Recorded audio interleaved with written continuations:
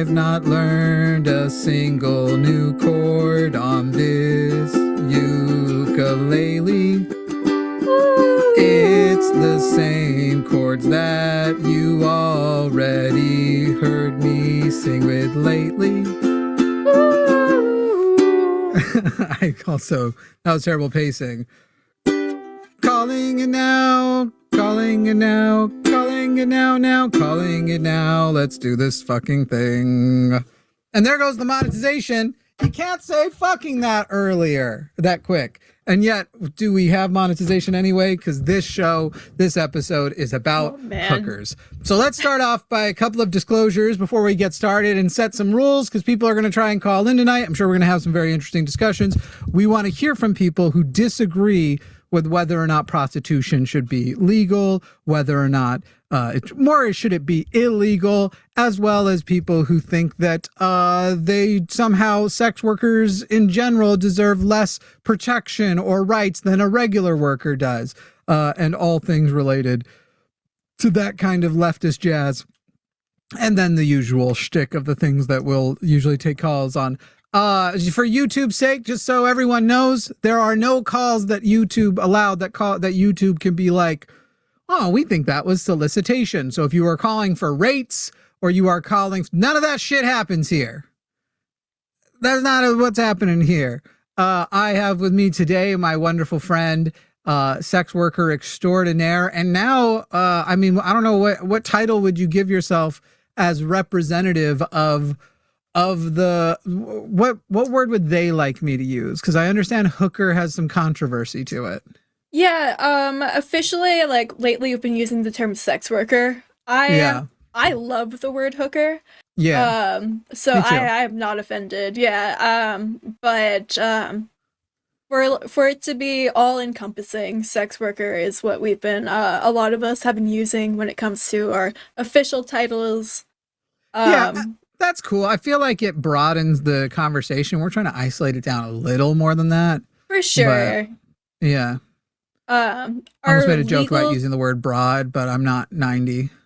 Our legal title is courtesan, which is like fine, but personally it doesn't really resonate with me. Yeah, I know I've heard escort from some people too, but I'm like, but there's escorts that are nothing to do with prostitution. Yeah, the title escort is used in an effort to be a loophole. For the most part, which is, it's not illegal to go on a paid date. It's true. But I'd argue that there's no other kind. I'm just kidding. I like a free date. I actually like a conversation date. If I'm going to get to know somebody, date somebody, I like going and doing something. I'm one of those people that those toxic Reddits complain about, where I'm like, I really don't want to spend money on you until I know that I care to spend money on you. For sure. That's just me. Anyway, that's unrelated to this issue. Our phone number for those who want to call in is 336-543-2101. If you have questions, if you have a point of debate, if you have an argument you would like to make. In the meantime, part of the reason we're doing the show is Adalind is here to represent and talk a little bit about a first ever for American hookers. Yeah, it's super exciting. Jupiter Jetson, I would credit her for getting us set up with the Communication Workers of America, which is a big union here in the States. They cover a lot of fields, and I know there's been some confusion on why we've gone with them, but it kind of boils down to a few things. Like, one, that they were there for us. They were ready, like, we were already in touch with them. Jupiter got us in touch with them through a friend.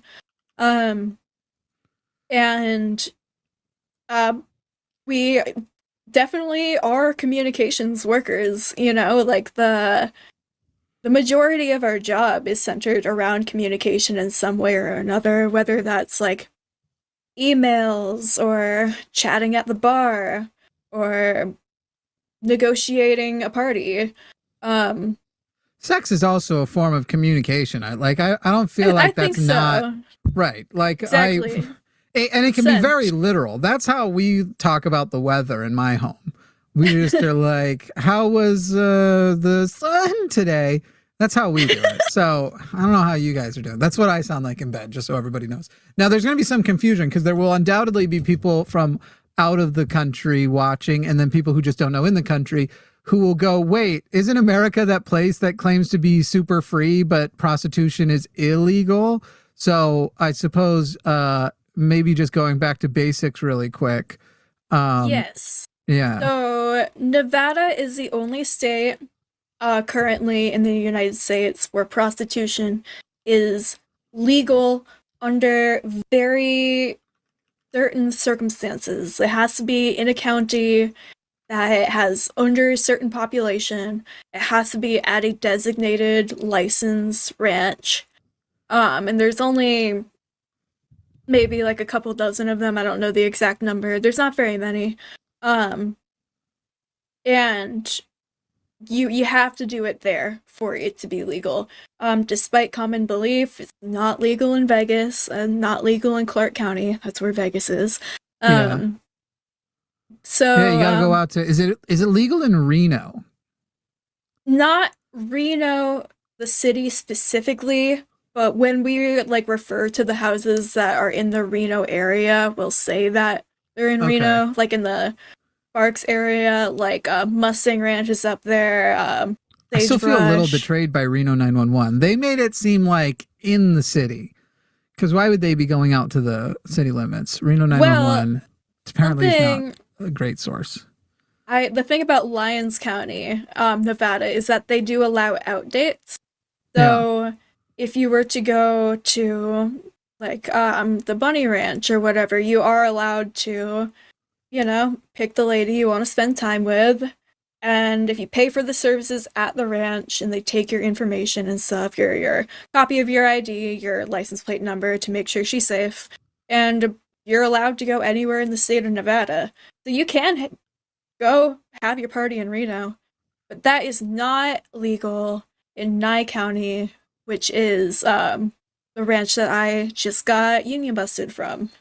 Right. So do you want to share a little bit of that? Reminder, we're going to get into calls here pretty quick, but there's a reason why the hookers are unionizing for the first time ever. Do you want to get a little bit, share of that, that which you can share? Because obviously there's ongoing negotiations and shit. Yes. Yeah. So I'd love to talk about it. So I was the third lady out of several of us so far who has been fired or wrongfully terminated is the official phrasing we've been using for union activity. And it started with two ladies, Jupiter Jetson and Paloma Carr, when they were organizing and getting ladies to sign the union cards, which is like, you're not officially in yet, but it means that you're protected immediately after there was some meeting. We know that the ranch saw them doing that, and they were terminated for that. They didn't say that in writing, obviously. They just gave them a pretty flavorless, like our business relationship has changed type email.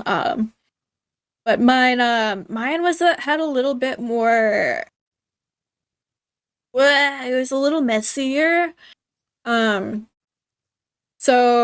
I arrived Tuesday morning, February 10th. That's when all of us who are scheduled for those dates have to show up. We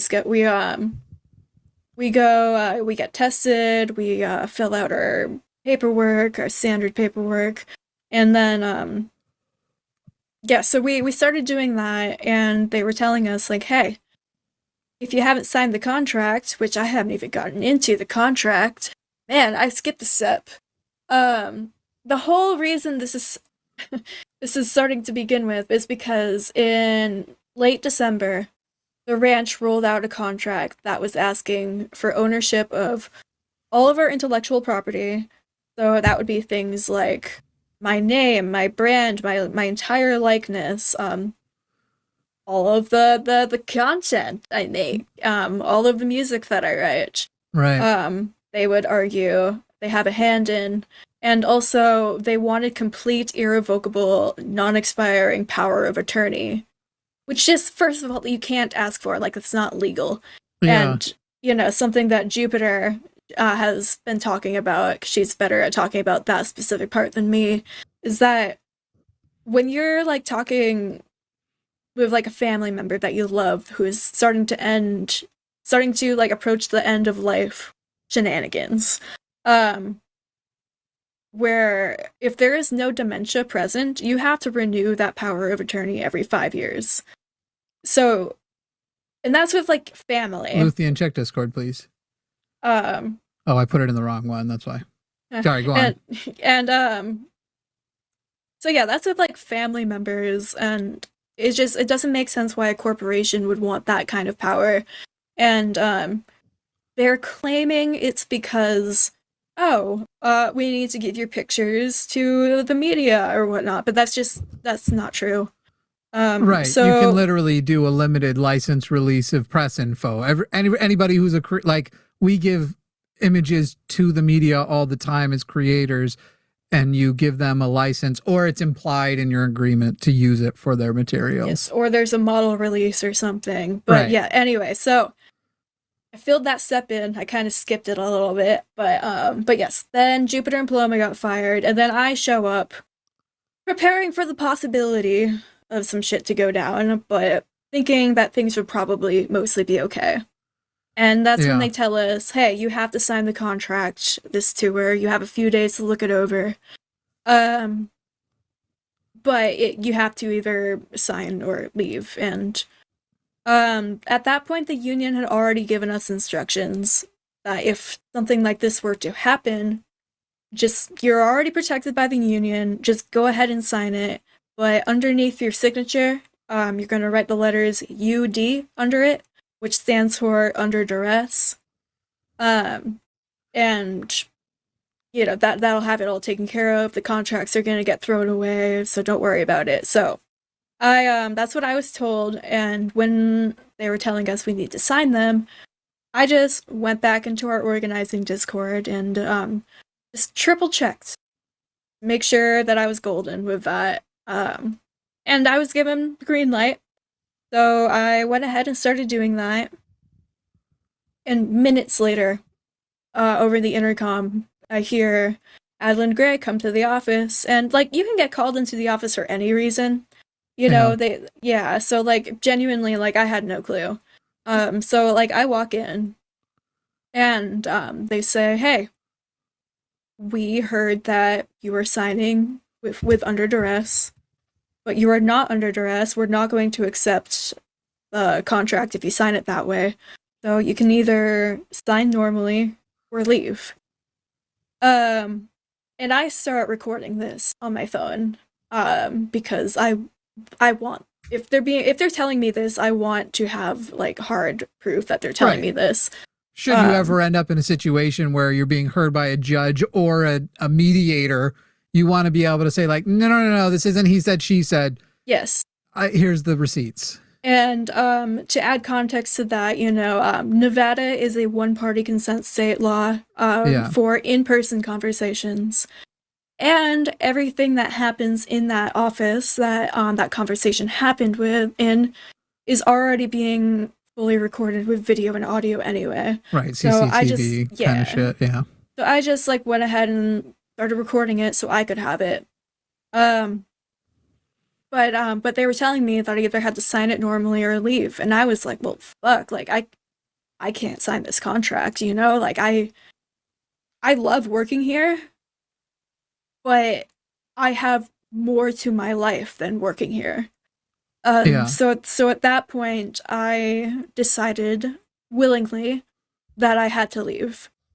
But I put that video of, them telling me that in our Discord so that it could go to whoever needed it, so ladies could see that was happening. And then I sat in my car for a minute. Like, I packed my stuff and I sat in my car, just like defeated. And then, you know, the union, and the ladies more involved with the union at the time were like, hey, you just proved that this is under duress. If you wanted, you could go back and ask to sign how they want you to sign and still work if you want. And, you know, like I said, I like working there. Right. I also, you know, it's my job, of course, I like getting paid. Right. So I swallow my pride. I don't know, I was very polite with all of this, very polite, very cooperative, more so than maybe I owed them. And I walk back and I say, hey, I thought about it. I'm willing to sign the way you want me to.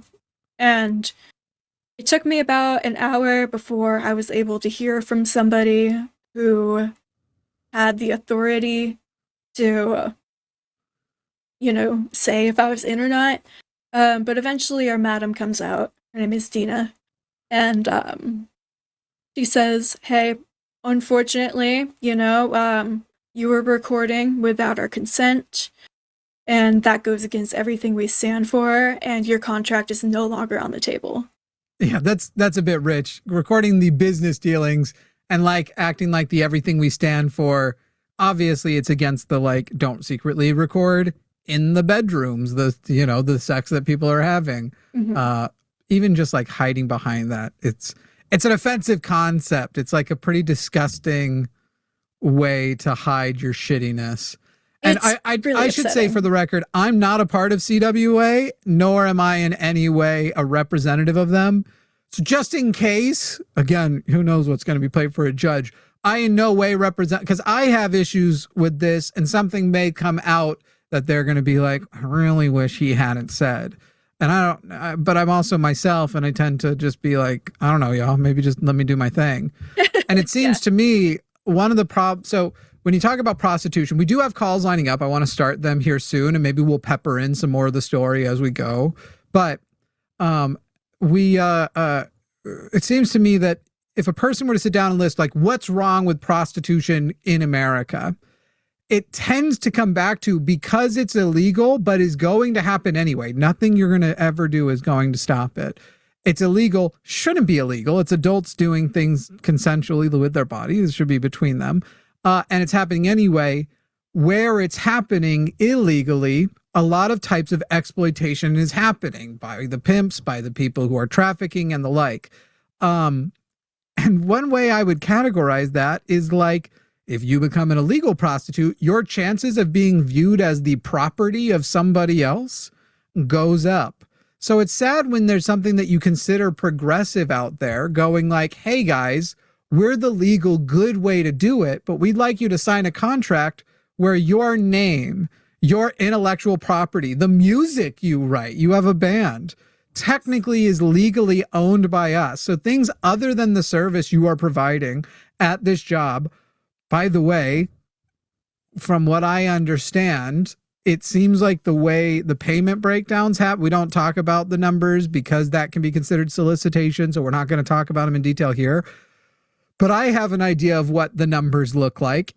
And from my reading of it, already there's some exploitive stuff that would have warranted a union before the IP, like a union to come in and go, we need to renegotiate the terms of how the money is distributed. It's again, my reading of not just from talking to Adalind, but I happen to know a lot of sex workers.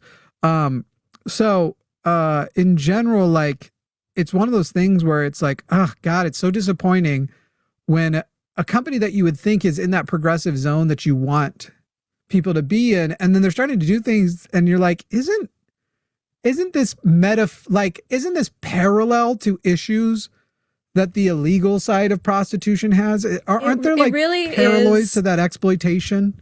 And like, despite like all of this, like, it's so frustrating, and they're being greedy and they're being ridiculous, and it's just completely egregious. But Yeah. thankfully,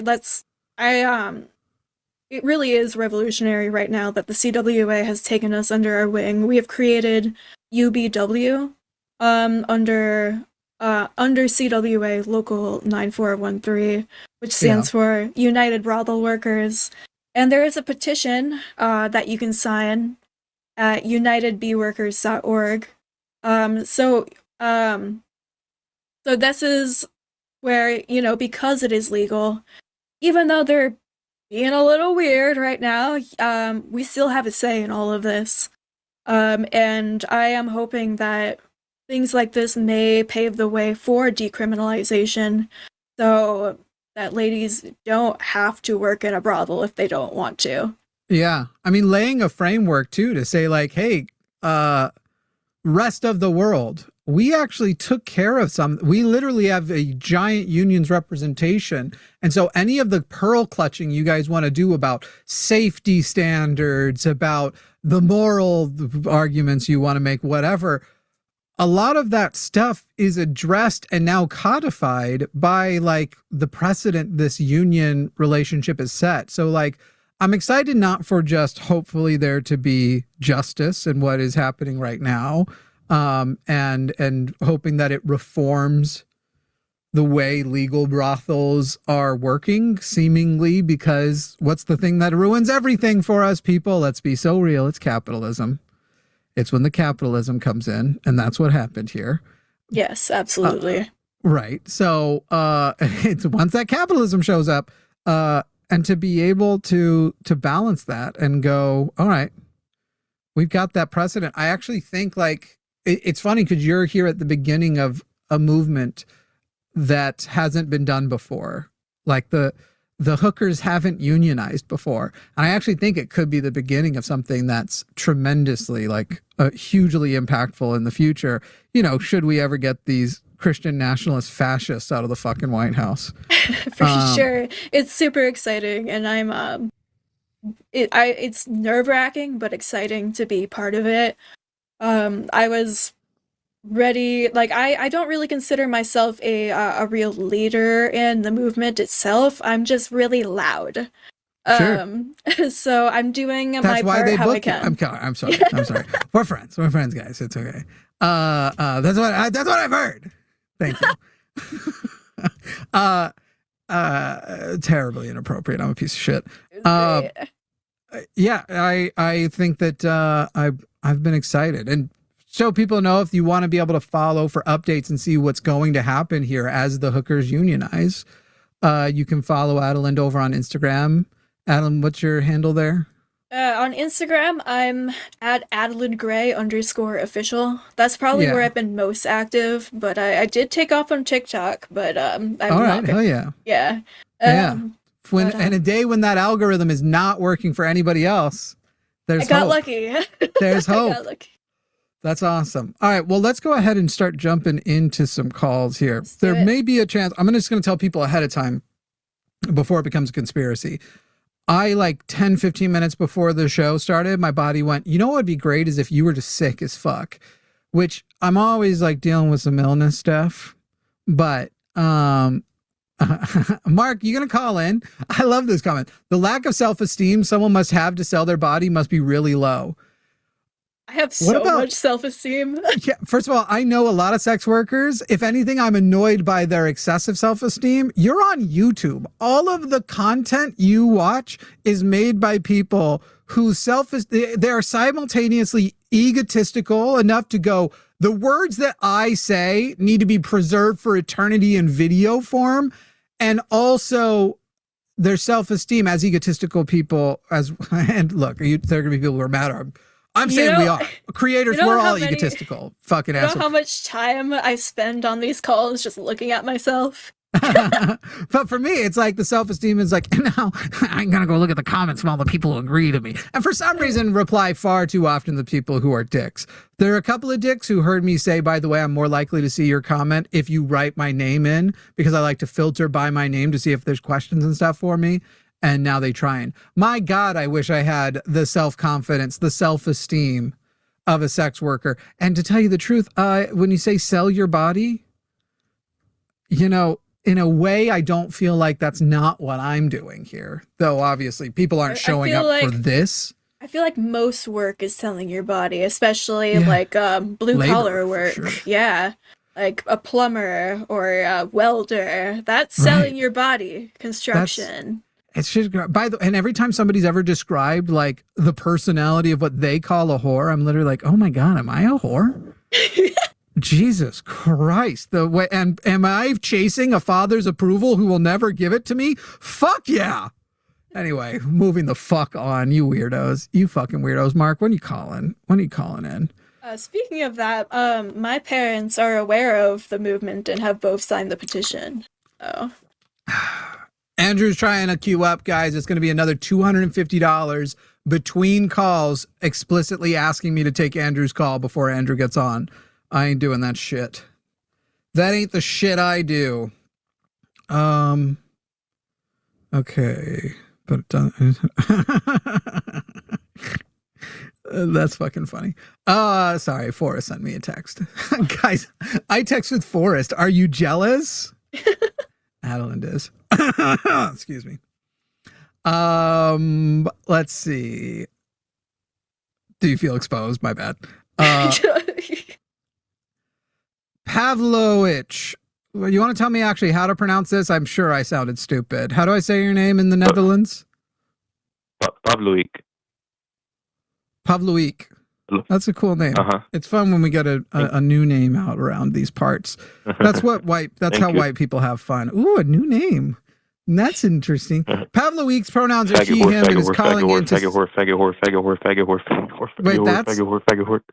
You waited 22 minutes to, like... I don't even disagree. I am a faggot whore. Same. Right? I'm a queer man. I love sex. That was crazy.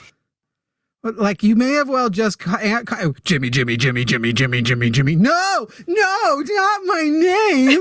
No, you waited 22 minutes. And literally, like, I have friends who would call me that for fun. That was so boring.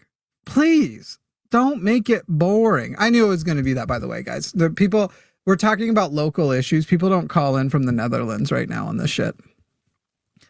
A person who is claiming to be named Yeshua. I gotta say, I have some doubts, but Yeshua from Florida, conservative. You are on the line. Pronouns he, him. Yeshua, what's up? Hey, what's up, man? That is actually my legal name. It's on my passport. Wow. My dad named me that. You were named for our quote-unquote Lord and our quote-unquote Savior. That's brave. Yeah, I mean, I guess so. Yeah. What, your last name's not Hamashiach, right? No, that's good though. But no. My last name is Jordan with a U. I don't know why anybody cares about this, but Adalind's pronouns are she, they, since people are asking about Adalind in the chats. Status as a trans person. It won't matter to you whether or not she or they are trans, but Adalind's pronouns are she, they. Anyway, Yeshua. Okay, wait, can I ask a question? It says here that you don't believe that prostitutes, and we are talking of the legal variety, but you know, in general, it should be just legal variety, in my opinion. Generally, we can talk about whether you agree. You believe they don't deserve workers' rights, and you defend it with economic reasoning. So I want to first break down what you mean by not workers' rights with like a simple question. If Adalind works for a specific brothel, do you believe it is okay for that brothel to threaten her with employment or non-employment based on whether or not she signs over her intellectual property? So any song she writes, any photos she takes, anything she tries to make money off of outside of the brothel owns and can demand part or all of the profits. You believe that that's okay? Bro, I'm not gonna lie. Hold on, just can you simplify? Sorry, I had to put something away and I got lost. What? Cool. Yeshua, we're talking about whether or not prostitutes deserve workers' rights. So let's just make it even simpler.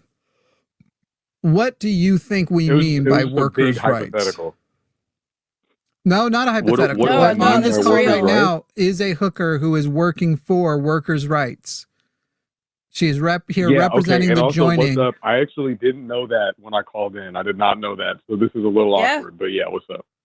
That's cool. All right. So what do you think? What do you mean when you say they don't deserve workers' rights? What are you saying? What did you mean to the screener? The Adalind Okay. as a First of all, the as a screener legal The screener was prostitute. very nice. Sorry, what? Yeah, the screener was very nice. You can hear me, right? Yes. Okay. Oh my gosh, there's a crazy delay. I don't know why. Okay. Anyway, yeah. So what do I mean by don't deserve? I guess I wouldn't use that particular verbiage, but that is like the question that I called in with. Which 'cause that's what workers' was on the rights does screen. she not deserve? I wouldn't. Okay. It's not about. It's. Okay. Wait. How could I put it? Like. Okay. If you're gonna give prostitution like workers' rights, right? Then that Yeah. means that there's like safe conditions. There's just compensation, right? There's like, you get PTO and all that, right? That's what we're Potentially. talking about. I mean, that would be PTO would be potentially a thing, except for that a lot Something of to prostitutes. negotiate on. Yeah, but a lot of prostitutes, like a lot of union workers, may work on more of a contract basis. You might hire a union mechanic to come and work at your place, and so that's more of the deal with them would be a different deal than between them and the customer and how you hire and all of that. But yes, basically, Dude, in this scenario right now, Adalind is fighting to not give the brothel that she was working at her power of attorney, indefinite power of attorney, rights to her image, ownership of her image, and rights to her intellectual property, like the videos or any sort of music or anything she makes while she's not at the brothel. That would be, these are the specific rights. Do you believe she deserves those rights? I mean, what, like, that sounds like one. Wait, what rights are those? It sounds like we're talking about copyright and a right to an attorney. No, Definitely not a right to an You're talking attorney. about I don't video. think. Do you know what a power of attorney is? I'm not gonna lie, no. Okay, I'm stupid. All right, whatever. I But feel what do you mean by that? So we'll skip this since. I mean, power of attorney. It's basically power of attorney means that instead of me acting on my own behalf, I've given that power to so and so. So they got to make, it can be Okay, medical okay. Yeah, decisions, yeah, yeah. financial decisions, and it can be limited to a I specific follow. category or more. So that would be your Yeah, power of attorney. I'm following. When your parents get old, Okay, got you. Yeshua, you might end up with their power of attorney if they become riddled with dementia or whatever.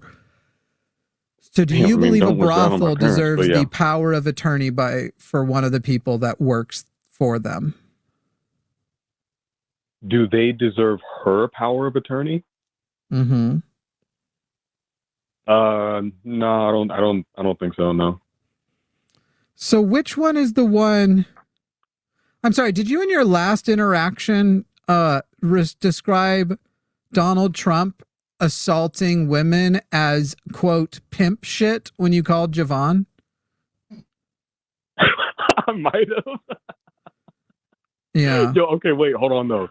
Hold on, wait. Sure. Have you ever Because had consensual sex? Yo, I'm actually a virgin, but hold on. I never knew what Deal with a that lot of full those. quote was. I never knew what the full quote was. I didn't know he was talking about like whatever the full quote was about because I was literally like 14 when that happened. Because I was in 2016 and I'm 20. And I told him that. Yeah, but the and then he, like, read me revelations the are full now. quote. The revelations of the Epstein files are now. So your reactions would be about the information we found now. It's not as though right now, if I learn about Roman No, we were talking about Polanski that quote. raping No, a we were just talking about that 13-year-old and say like, yo, that's tight shit, that doesn't, oh, I can't be held to that because I was 6 when Roman Polanski raped a 13-year-old. I think you're a Can you troll. use I that don't think word you're on real. YouTube? Can I say No, what on okay, YouTube? no. We were actually in the context we were just talking about that quote.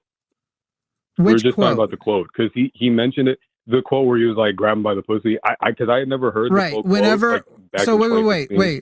The full quote is, when you're when I'm attracted to beautiful women, I automatically just start kissing them. I don't even wait. And when you're a star, they'll let you do it. You can do whatever you want. Grab them by the pussy. You can do whatever you want. That's the full quote. That is describing outwardly sexually assaulting a woman. There's no like read between the lines, because he literally said, I don't even wait. I know.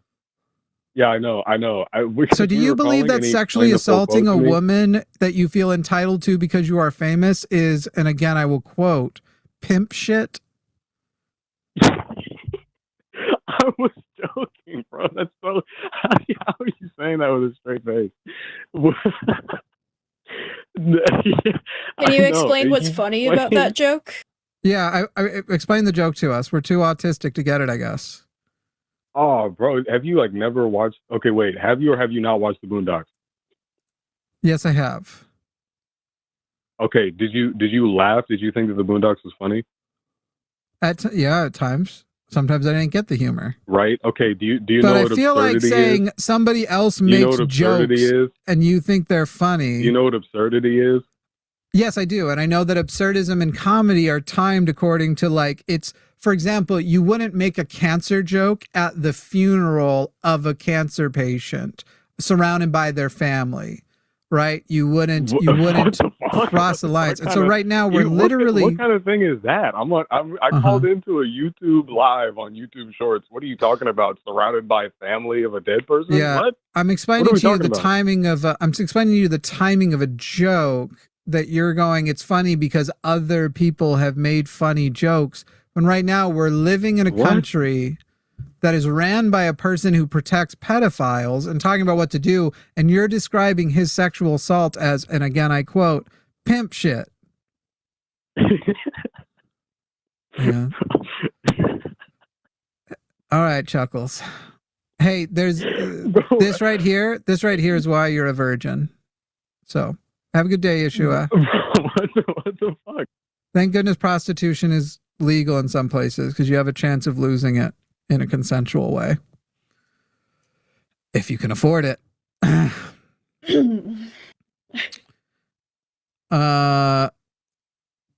That we had a caller who had another prostitution thing. But they dropped. All right, people, right now, I'm dead ass. I'm not taking Andrew without getting paid a substantial amount to get Andrew.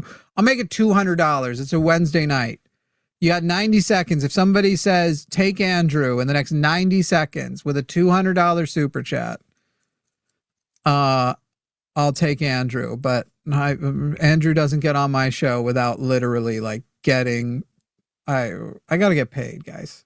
I got to get paid to take Andrew. Adalind, have you ever been on an Andrew call?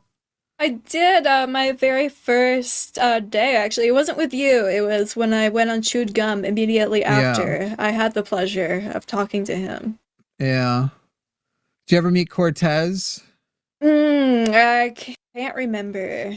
We finally got Cortez to admit he has a problem, and we got him some resources. So we're hoping. Oh, that's We're nice. hoping Cortez is following those resources and getting taken care of. I really do. I hope that as a former addict, despite the fact that I find all the things he says detestable, I think that there's hope on the other side of addiction. So I'm really hoping that that it works out with Cortez. Yeah. I'm not seeing anybody wanting us to take Andrew, so we may be taking some off-topic. A reminder, we are, can I pay you to not take the Andrew call? I mean, yeah, but if you beat the $200 from, I'll tell you what, if somebody can super chat. All right, whatever happens first. So listen, I can't help you look, $200 from one person, take Andrew, but for a mere $100, I'll just hang up on him right now. But you have to say, hang up, Andrew, hang it up. Okay. A reminder, if you want to call in and talk about whether or not you believe that prostitution should be decriminalized, you don't think so, you think it should be illegal, you can call in at 330 336-543-2101. 336-543-2101. 336-543-2101. Otherwise, the first caller who says, let's see, somebody bringing up, first of all, most people who are banned, if somebody's complaining that they're banned, bans generally only happen at a show level. However, if something egregious happens, they let us all know what happened. Like, there are certain people where it's like, no, you went too far with that one host or whatever. Luxander was the person who banned Andrew on the line and then came on this show and took another Andrew call with me. So whatever rules you all think we're abiding by is probably not the case. Anyway, we'll give another 30 seconds for somebody. Otherwise, we're going to take one of these other calls. I will tell you, Andrew's the only one of the calls on right now calling on topic. So there is that. There is, if that incentivizes somebody, the other people, one person's calling about Islam, and it looks like Jay's calling back to ask a question about socialism and government. So you got about 30 seconds for someone to decide if they want us to drop or take. Yes, you are correct. Jimmy does just kind of do as he pleases here. That is a safe assumption. Your show. That's it. This channel came from somebody. A collaboration, of course. I take no credit as the sole creator, because that's definitely not the case. All right. Also, I do own the company. Flibberty hates themselves the most. Thank you, Flibberty. All right, Andrew. And Flibberty, I've never hated somebody who gives me $200 like I kind of hate you right now.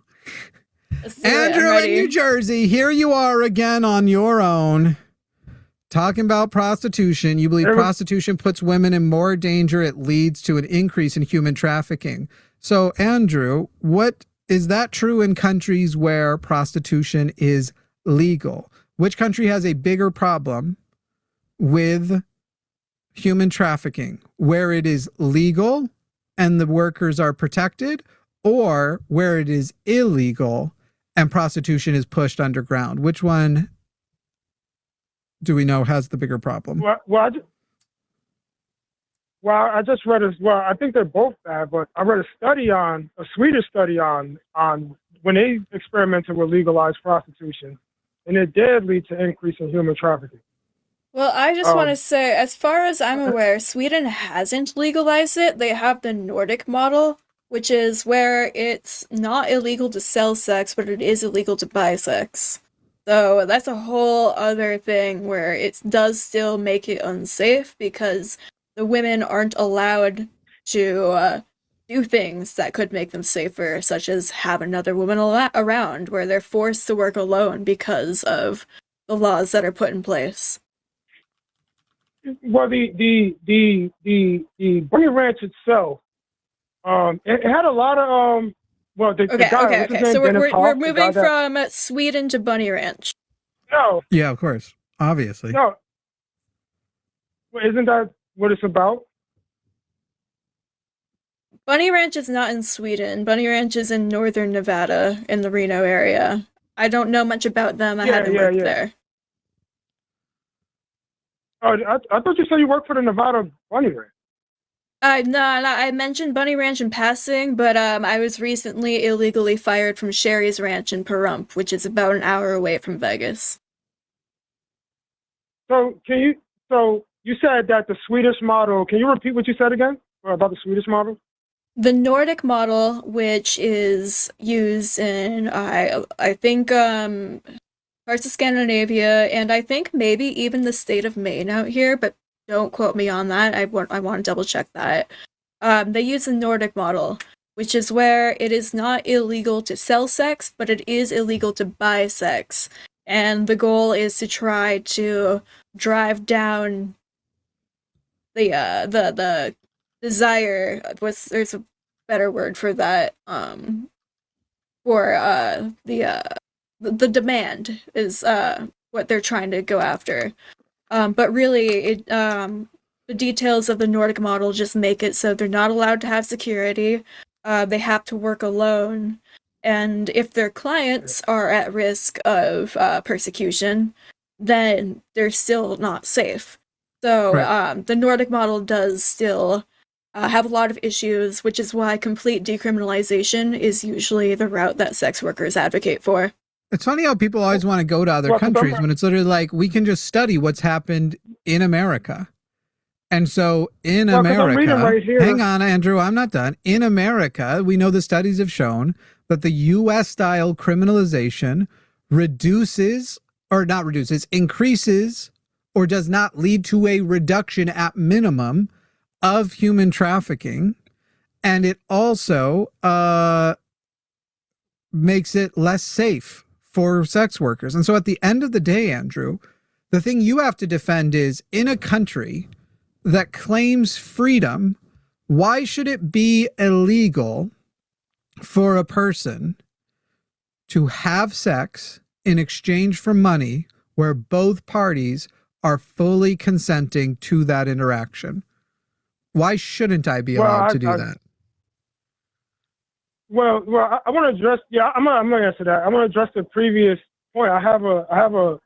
Well, it's not an article, but yes, we already know that you have a specific study from one country that you're almost certainly misinterpreting. That you're going to a single country. Well, you said Sweden earlier, a single, and again, I've already told you that the data we have for the U.S., and this comes from Harvard, their studies, that the way we currently criminalize prostitution leads to more of it. So even if you sit and you go, hey, look, there are these countries with legal prostitution that has trafficking, do you believe we live in too stupid of a country that we couldn't figure out how to have anti-trafficking laws, but still decriminalize prostitution? Well, if you increase the demand for it by legalizing it, but you don't have enough people who want to do it, it's going to necessarily lead to more trafficking, right? No. Why? If I have a donut shop and it's a great donut shop and all my donuts are sold and I have no way legally to get more donuts, I don't then get to skip and go get cocaine donuts from Colombia, get the illegal or even Cuban regular donuts. I don't get to break the law and import Cuban donuts. I literally just get to sell whatever legal amount of donuts I can produce. This is reminding me of something that I saw in a documentary one time. I think it's either Australia or New Zealand. Somewhere in Australia or New Zealand, they have I think they've just outright decriminalized it, where sex workers can work on their own. And there is a curiosity to see if that would make it so more people wanted to be a prostitute. And they found that there really wasn't. It takes a certain kind of person to want to do this job, to be comfortable doing this job. And whether it comes down to for survival reasons or because we love the job, it doesn't really matter. It ends up it doesn't really drive up how many people want to become sex workers. Okay, well, do you agree that you've seen that documentary about the Nevada brothel with Dennis Hoff? A lot of women were saying that they go ahead. I have yet to see it yet. I want to watch it, but I can tell you I've heard firsthand from many ladies that it's all staged. That's reality TV for you. Right. And Andrew, you're calling in about something you fundamentally don't know. You just think prostitution is wrong. You haven't engaged with any of the points made to you. Every time somebody makes a point, you just try to jump to a new one. It's a type of Gish Gallop kind of bullshit where it's like, all right, well, I'm not going to address that I lost on that one. So now I'm going to return you to the previous point. No, which one? If everybody is consenting, why should it be illegal in America for me to sell to somebody else for $100, it won't be you, I promise, Andrew. For $100, I'll fuck you. Why should that be illegal? If I'm consenting, I think $100 is a good deal. They're consenting. Neither of us feel pressured. In the land of the free, why should that be illegal?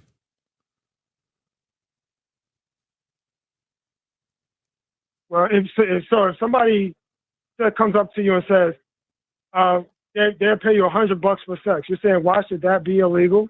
If I want to say yes, right. We're not talking, I haven't been trafficked. I think sex trafficking should be illegal and we should take it seriously by, I don't know, putting a Department of Justice head in who actually goes after the perpetrators. I think not Pam Bondi, somebody good. Coercion is also wrong, where if you were to walk up to somebody who wouldn't normally do that and offer them an insane amount of money for that, I think that's wrong, but that's a different issue. Yeah. Though within limits, I can see me going like at a certain dollar amount, I no longer feel coerced. I'm like, look, I can afford a lot of therapy at a certain price. Wait, what about, okay, so you want what about street prostitution? If they say nope, if a guy answer my question. Nope, Andrew, you acted like you were going, oh, fine, what didn't I answer? And I asked you it directly. You don't get it now, move it. You were told. You're not answering my questions. You went, okay, what was the question? I then gave it to you, and here you are still not answering my question. Do you need to hear it again, Andrew? You guys are not. Will the third time be a charm? I'll answer it directly. Go ahead. I'll answer directly. I think it's wrong because it goes against my religious beliefs. That's why I believe it's wrong. Okay. Do you believe in the Constitution? Do you believe in the Constitution? Yeah, that's what I'm saying. So I have. Do you believe in the Constitution? I believe in the Constitution. The Constitution, yes. The Constitution makes it very clear that you do not get to set a law just on the basis of your religious belief. So if you want to say, I believe it's wrong, that's a different question. I asked you, why should it be illegal? And if you say you believe in the Constitution, you don't believe it's wrong on the basis of my religion is why it should be illegal, because the Constitution is very explicit about separation of church and state. Well, no, the Constitution, that will fall upon the 10th Amendment. The Constitution says that the federal government shall make no law, Congress shall make no law on religions, but the states can do whatever they want. No, you have to follow the federal government, and the Constitution supersede all state laws. And you're sitting there going, no, but even the conservatives on the Supreme Court have voted in favor of separation of church and state. I wish Ari was here. She would have already listened to you 100 cases that have set the precedent that even conservative Supreme Court justices know you're full of shit. No, the separation of church and state, a lot of people get that wrong. That was a letter by John Adams written to the Danbury Baptist Association. Excuse me, I'm not talking about the letter. I'm talking about the amendment and the subsequent myriad cases in the Supreme Court that have affirmed that states do not get to violate the separation of church and state. And I just explained that to you, and you went, I don't feel like engaging the information I was just given. So I'm going to say, even though he said Supreme Court cases, that he's misreading a John Adams letter. You are, once again, very incorrect. The Supreme Court, including by conservatives, has many times reinforced separation of church and state when cases that started in states came to them. So if Christians wanted to say you can't walk around naked based on their religious beliefs, that's a violation of the First Amendment or of the Constitution? What? You can't. Yes, if the basis is your religious beliefs, yes, correct. The anti-nudity laws, by the way, the anti-nudity laws is a funny one because you actually have states who are challenging those, and the Supreme Court has let those one through and said, like, yeah, actually, within certain conditions, the Free the Nipple campaign is fine. You can't try and make that shit illegal in the places. There are states that still need to catch up, but you're literally going with one. The way in which people, though, defend that anti-nudity laws are good is by making a secular case about exposure to children and potential sexual trauma that they claim could happen. And obviously there are a lot of people who disagree with all that shit. I'm not an expert specifically on whether or not exposure to nudity at a young age, literally just passive nudity could fuck somebody up. It doesn't make a lot of sense. However, that's how you have to make the case, is a secular case. Why is gay marriage legal right now? Yeah, but I was about to bring that up. Why about gay is marriage. gay marriage legal right now? Oh, I don't know. Most people rejected it. Why is gay marriage legal right now? What law passed that initially was illegal? Let's go with this. There was a state that passed a law that nullified all existing gay marriages in that state and followed it by making future marriages in that state, gay marriage is illegal. In 2014, a Supreme Court case, you might have heard of it, Obergefell. In 2014, the Supreme Court established that that law was unconstitutional because its basis was essentially religious. What state was that?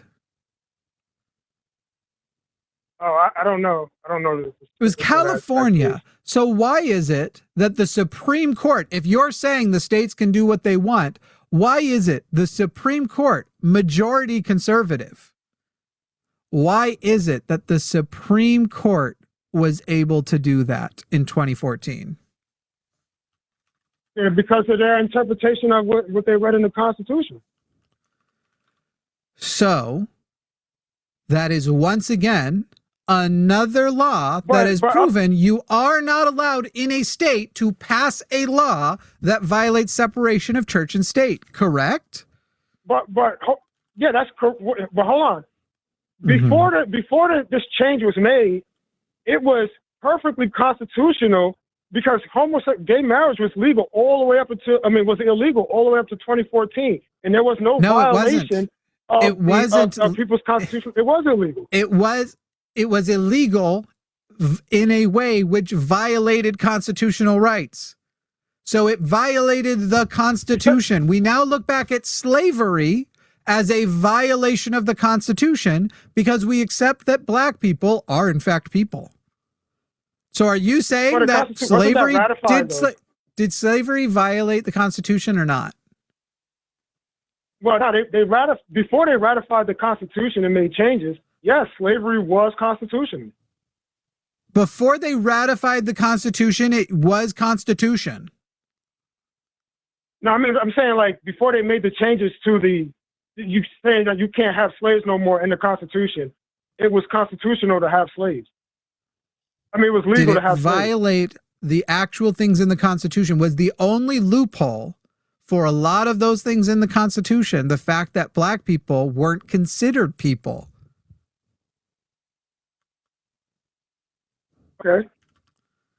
Okay. That's that was an answer to my question. Yeah. Jesus Christ. Yes or no question. Okay. Oh, yeah, of course.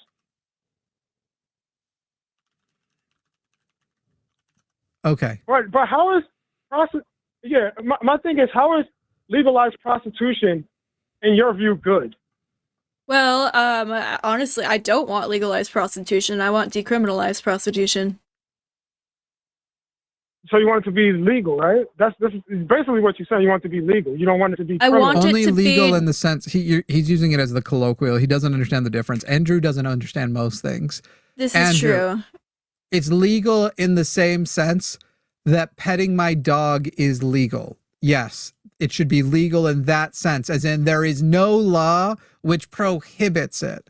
But when you talk about legalizing, that's talking about actually making laws about prostitution. Yeah. She is suggesting decriminalizing, as in remove simply make the laws. It not a crime. Right. Remove the laws that currently criminalize prostitution. So the age limit, what about the age? So you want it to be 18 and up? 21 and up would be my argument.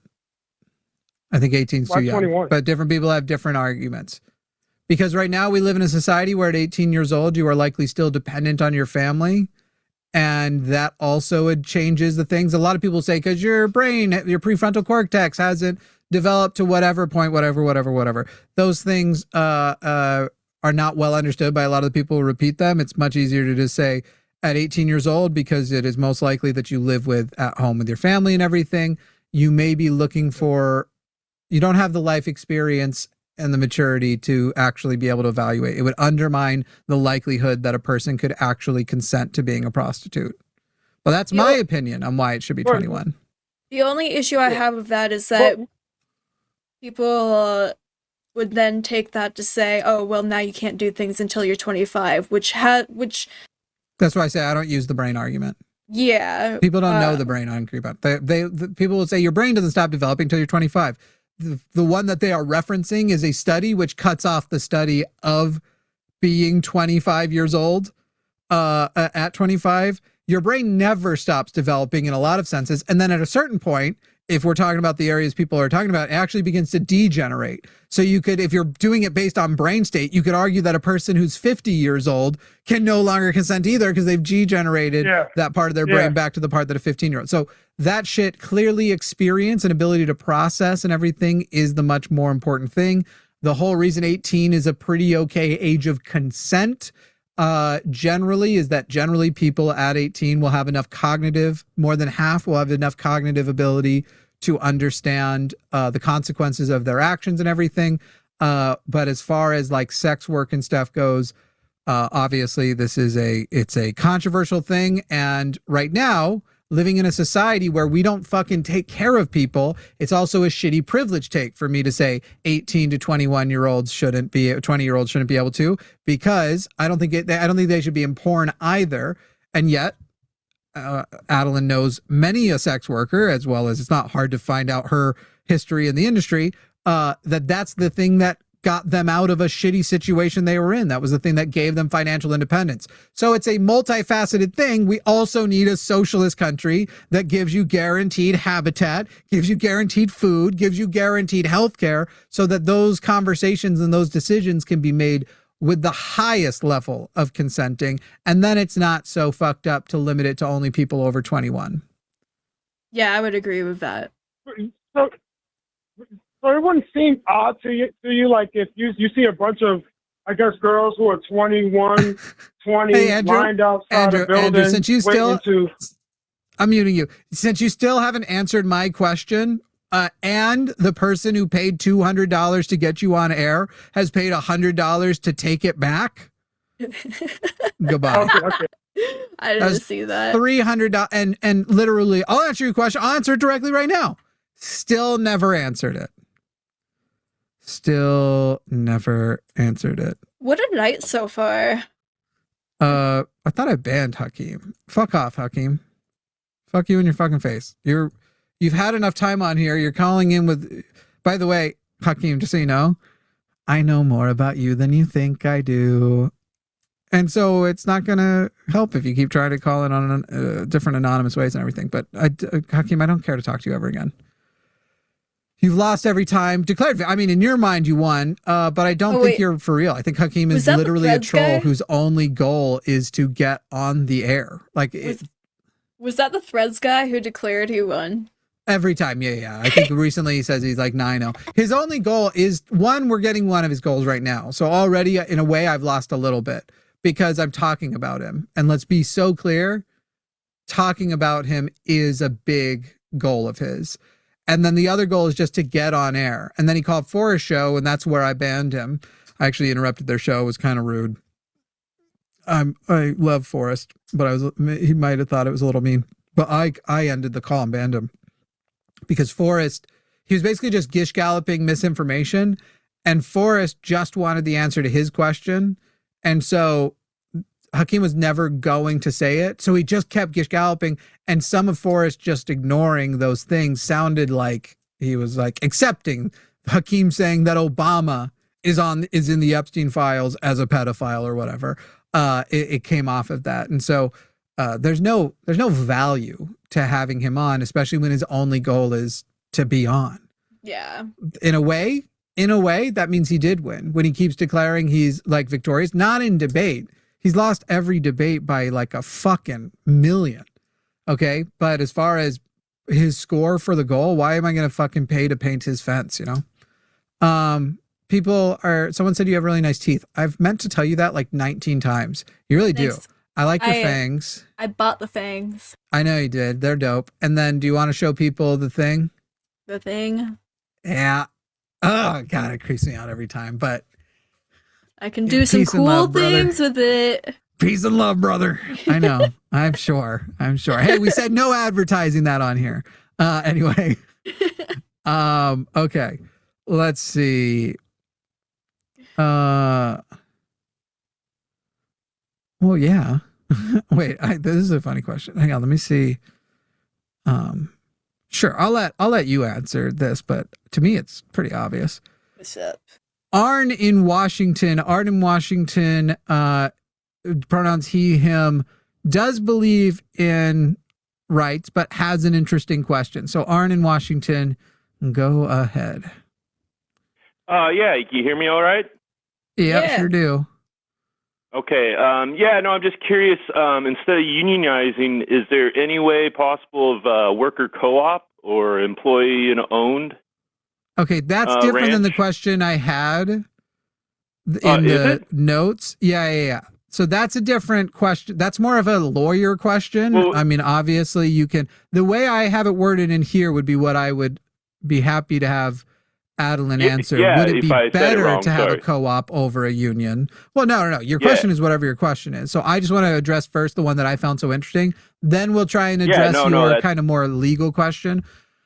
Would you prefer to work at a brothel co-op or a unionized, a brothel with a union?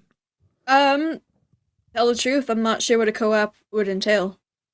Okay, so co-op's kind of like the socialists model of it. And so Arn, I'll tell you, as far as from that question, also it's, Adalind, you probably shouldn't answer that question since you're representing a union and you don't want to go out there and be like, honestly, the union seems, you know what would be even better? The union seems pretty great. I'm not gonna lie. Like the more I hear about it, the more it just sounds good. The union system is probably the best that a prostitute is going to get in a capitalist world. Like to be clear. And hang on, I'll let you back in a second, Arn. Having a union also that is responsible for protecting a lot of people, as well as normalizing that every prostitute, no matter where they are, belong to this union, which is what I would help, does go a long way to protecting people and would go a long way to reducing trafficking and everything. But I think it's kind of, as far as just would it be better, co-ops that are you'd still have to have regulation to make sure that a co-op didn't become independent and somebody didn't figure out a way to be exploitive in the co-op. But of course, a co-op means, Adalind wouldn't have signed a contract that Adalind didn't participate in crafting if she worked at a co-op. So, or at least voted for. This sounds very similar to what the union is going to be doing anyway. There will be a voting process for when we get down to contract negotiations. So, like I said, I don't really know the ins and outs of the difference between a co-op, but... You'd basically own part of the ranch if you worked at the co-op. You would have some share in it as long as you were there at minimum. Maybe there is some kind of perk to that, but if I'm being so honest, that just doesn't interest me. But maybe you're thinking that of it could in be... a capitalist way, though. The co-ops are the market socialism models. This is like how you would do. My company basically it operates very similar to a co-op. Okay. We do profit sharing. We do all that shit that they're doing. Okay, actually, I don't know whether I'm supposed to share that stuff, but there's reasons why it would be better. Sherry's Ranch would be better as a co-op than what it is now versus than what it is now. But sure. The union is like I'm very excited about it. They're coming in strong. It's really nice to have somebody with so much power fighting on behalf of us sex workers, because traditionally sex workers only have each other to rely on for whatever we need. And to be making big legal moves, I'm not going to get nitpicky on how it gets done. Yeah, people are pointing out in the chat also there are union co-ops. I don't think so at certain industries they would be superior. Sex work actually is probably one of them, actually, as I think about it. Sex work probably is a good union co-op thing. Like union co-op, I mean, OnlyFans, if it was a union co-op, would just be a lot better. And brothels as union co-op. So, Arn, it might honestly be the case that specifically brothels maybe should be union co-ops. Yeah, no, that I totally. What I'm coming from is I support unions. I just don't believe they stop monopolies. For sure. Or, they try. They try to at least pimp. make sure that if you work for a monopoly, you have adequate pay and shit. But yeah, no, Fair I totally. I've been a construction worker. I've been working the family farm last 20 years. I totally. I'm on the side of the workers. I just see the monopolies might do best for their employees, but they crush everybody else. Yeah. Small and right now we live like in a government that's their goal. The tariffs literally are putting small businesses out of business, and big businesses who are upset about the tariffs are going like, "Oh shit, my Walmart that's in fucking Lampasas, Texas." We just the fucking tariffs just put our competitive grocery store out of business. So yeah, we're paying more in taxes, but we just absorbed all the customers from the company who didn't have enough money to pay the tariffs. So it's one of those things where it's like, yeah, for sure. Walmart helped crush. Like I was a family farmer. We had to sell all our stuff, that sucks. Property and blocks the last few years, and I'm in the process of trying to find other work right now. But no, that's just why I don't see, like, all businesses should be an employee-owned co-op system, and fuck the pimps and the owners of these monopolies. I would not call Sherry's Ranch a pimp. I understand those. I understand the similarities you're getting at, but I genuinely love working for the ranch, and they're awesome. Making an insane overstep right now. That's why we're pissed off. That's why we're unionizing. That's why we're fighting. But we really are working to make Sherry's a better place. And it's kind of like saying, like, guys, it was great to work here. Now it feels like you're taking notes from the pimps. And what we loved about you is how not pimp-like you were. Yes. So let's not start having to even have the conversation about whether or not that's the path you're going down. In my opinion, but I don't hey, speak Arn, for them. It sounds like you're on our team on the end. So can I ask you something? I'll admit I've used the businesses many times passing through Nevada and had enjoyable experiences every time. I'm happy to hear that. I was gonna ask. Have 5 you stars? signed the petition? Can we get some stars? Can we name out some companies and rate them? I'm just kidding. Go ahead. Go sign the petition, Arn. United Adalind, do B you want to Workers. plug the petition again? Yeah. For those of you just tuning on, you can sign the petition to ask Sherry's Ranch to reinstate the ladies who have been illegally terminated, and to negotiate with us for a fair contract at unitedbworkers.org. That's United, the letter B, workers.org. Right on. Awesome. Will do. Cool. Thanks, Arn. Okay. Yeah, have a good night. I want to see Arn's Yelp review history. Speaking of Yelp reviews, I think it's important to mention right now that please don't review bomb the ranch right now. There are lots of ladies there who I'm friends with them. They're still working there. That's their job. And the ranch is doing some weird shit right now. We're pissed off about it. We're fighting it. But when this is all over with, we're fighting for Sherry's to be a good place to work.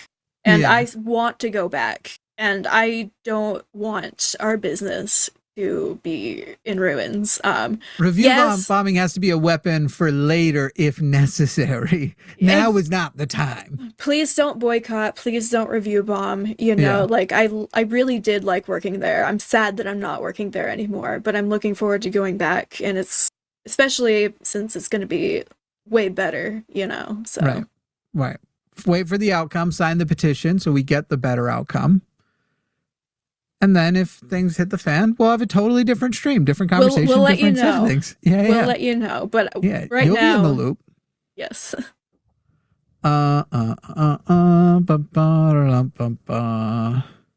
Somebody's asking for the petition again. The website is called unitedbworkers.org.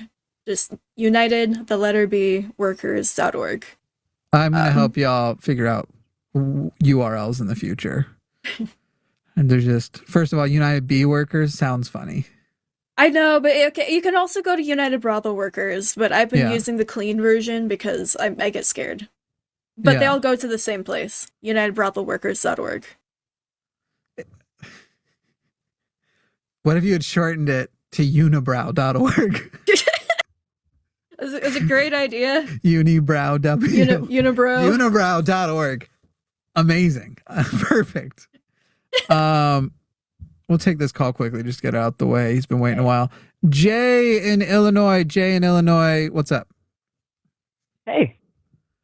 Oh, we're going to do this one fast, so hopefully it's one we can take fast, because we are trying to stay a little on topic tonight about prostitution, whether it should be legal, whether it should be illegal. You have a general question about centralization in socialism and government.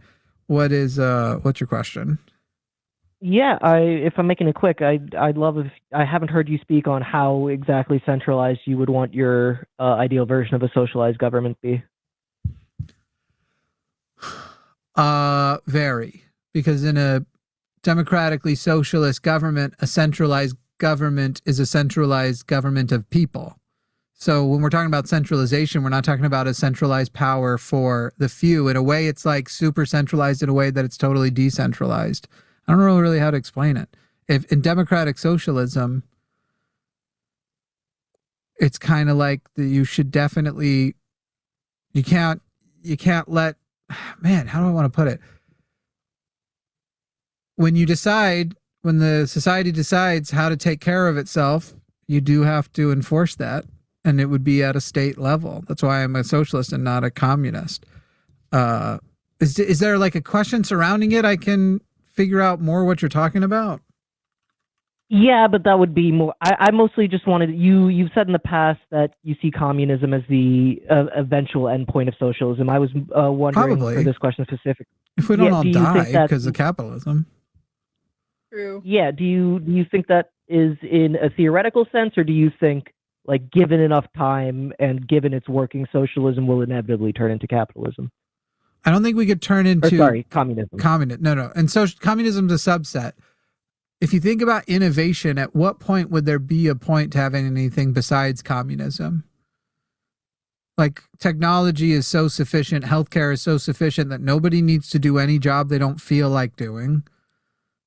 I mean, just why would we be anything besides communist? What would being anything else in a Wall-E level world, but where we know that actually if you empower people to do whatever they want, they don't actually just sit and get fat in a thing, that's actually a stress response to capitalism, hence why the less capitalisms you have in a country, the healthier the country tends to be, or at least the more social programs, the more empowerment to go outside and do things you want to. So like somebody said Star Trek society. What is the motivation to be when money becomes irrelevant because there's no real jobs for anybody to have because the robots are doing it or the people who feel like doing those jobs are doing it? Why would we? I don't know how far it is. That's why I say it's an eventuality. But why in that world would you be anything besides communist? Do you think there's still going to be religions around, so you still need a state to protect yourself from religious radicals? Maybe that. I don't know. All right. And in both socialism and would you want a system in which there are still elected representatives, or do you think that's also not really necessary in Star Trek world? In socialism, yes, we would have representatives who are, but they aren't responsible for bypassing the will of the people and speaking for the people without their input. They're just responsible for doing a lot of the busy work. But again, if we're in the future world, when we get to the communism, why would we have anything? Like legitimately, if robots can do all the shit and nobody has to go hungry unless somebody's a dick and decides they should. Nobody has to worry about housing. Nobody has to. Again, I'm not saying I think that's soon, but in that world, if we keep developing toward that world where technology, medicine, and everything, why would we have anything? Why would there be a state? Why would there be anything? Okay, then just so we're off, whenever that is, would in your version of socialism specifically, like what is the role of elected officials if are there to do mostly clerical admin work or what's sure the point I mean resource assignment, yeah, I mean in a way they'd be doing a lot of the stuff our government's currently supposed to be doing, but somebody has to direct the airplane with the food and the medical aid to go to the place that had the issue. Somebody has to keep the resources sorting and go, hey, I need to tell somebody that here at this part of Colorado, our reservoirs are dry, so I need water from a different part of Colorado or somewhere else. Somebody has to make those phone calls. All right. Yeah. I'll just to keep it on topic. I'll call back on a different day and then we can dive into that deeper because Thanks, Jay. Right, have a good one. Go ahead. Someone in chat said something really interesting. Somebody asked, is there such a thing as non-exploitative employed sex work? I feel like anything non-independent is entirely exploitative and a little icky. And my response to that is, I feel like almost all forms of employed work are a little bit exploitative. Yeah. Unless you run your own business, like an independent thing. Even then, in a capitalist society, somebody's exploiting you at some point. Yeah. I mean, Donald Trump is exploiting small businesses like crazy by moving their money from their businesses to large businesses through his tariff and other rackets. So it's kind of one of those things. Walmart is exploiting all Americans by making us supplement the wages of the people they don't pay well enough. So exploitation, but yeah, I agree with you completely. It's a matter of like, yeah, of course it's always in a capitalist society, there's no such thing as like ethical work and non-exploitation. People just get extra held up about it when it directly involves sex. Right. So there are people who are more excited, and Adalind, I would think, is one of them. Adalind is probably more excited to go to her job as a prostitute than I was to go to my job making pretzels. So in that world, the person who would come and go like, okay, we got to fix, we have these two people here, they're both being exploited. Who do we go to first? On paper, you might go, well, one's a sex worker, and then the other person. But in reality, in that scenario, me, the pretzel guy, would be really first. I want to make a dirty joke so bad. Oh, do it. You twist up people into pretzels too? I was going to say I can be a pretzel. I can be your pretzel, baby. I'm not going to play it. I thought about it.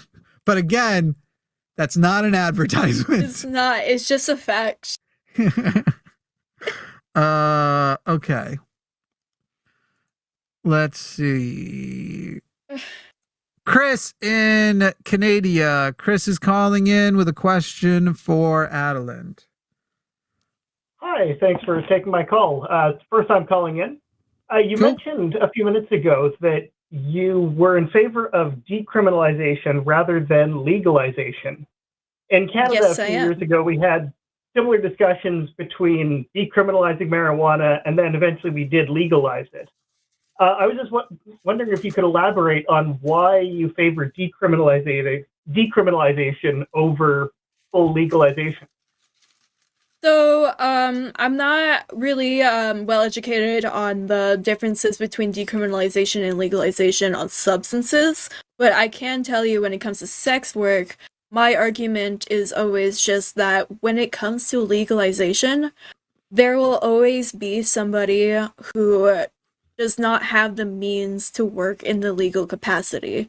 Like, most people, like, cannot work in the brothels. Like, they are, they're, whether it's distance reasons or money reasons for, traveling or whatnot, or, maybe the ranches just won't hire them, or there's a number of reasons right now why somebody either is just like, maybe they're a mother and they have to take care of their kids. They can't spend a week far away from home, So under legalization, there would always be a way where somebody may want or need to do such job, and then they can't. So decriminalization would simply make it not a crime entirely.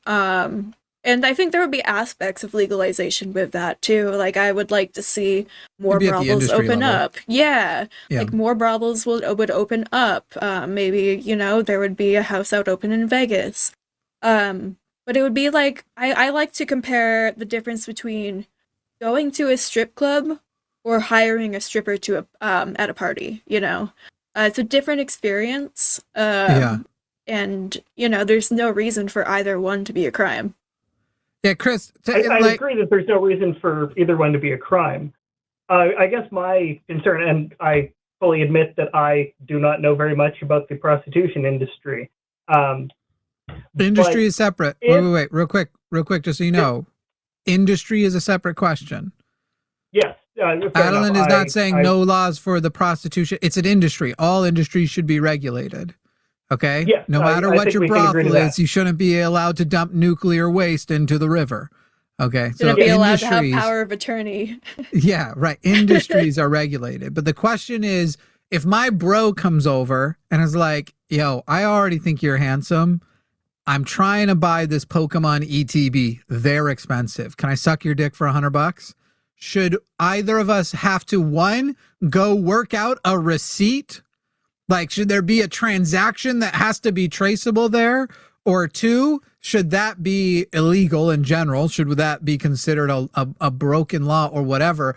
Or when it's between two individuals who are consenting, does the introduction of money mean that any other law that already isn't present needs to be added? Because there's already laws against, my bro can't say that knowing he is likely to pass me an STD. That's already illegal.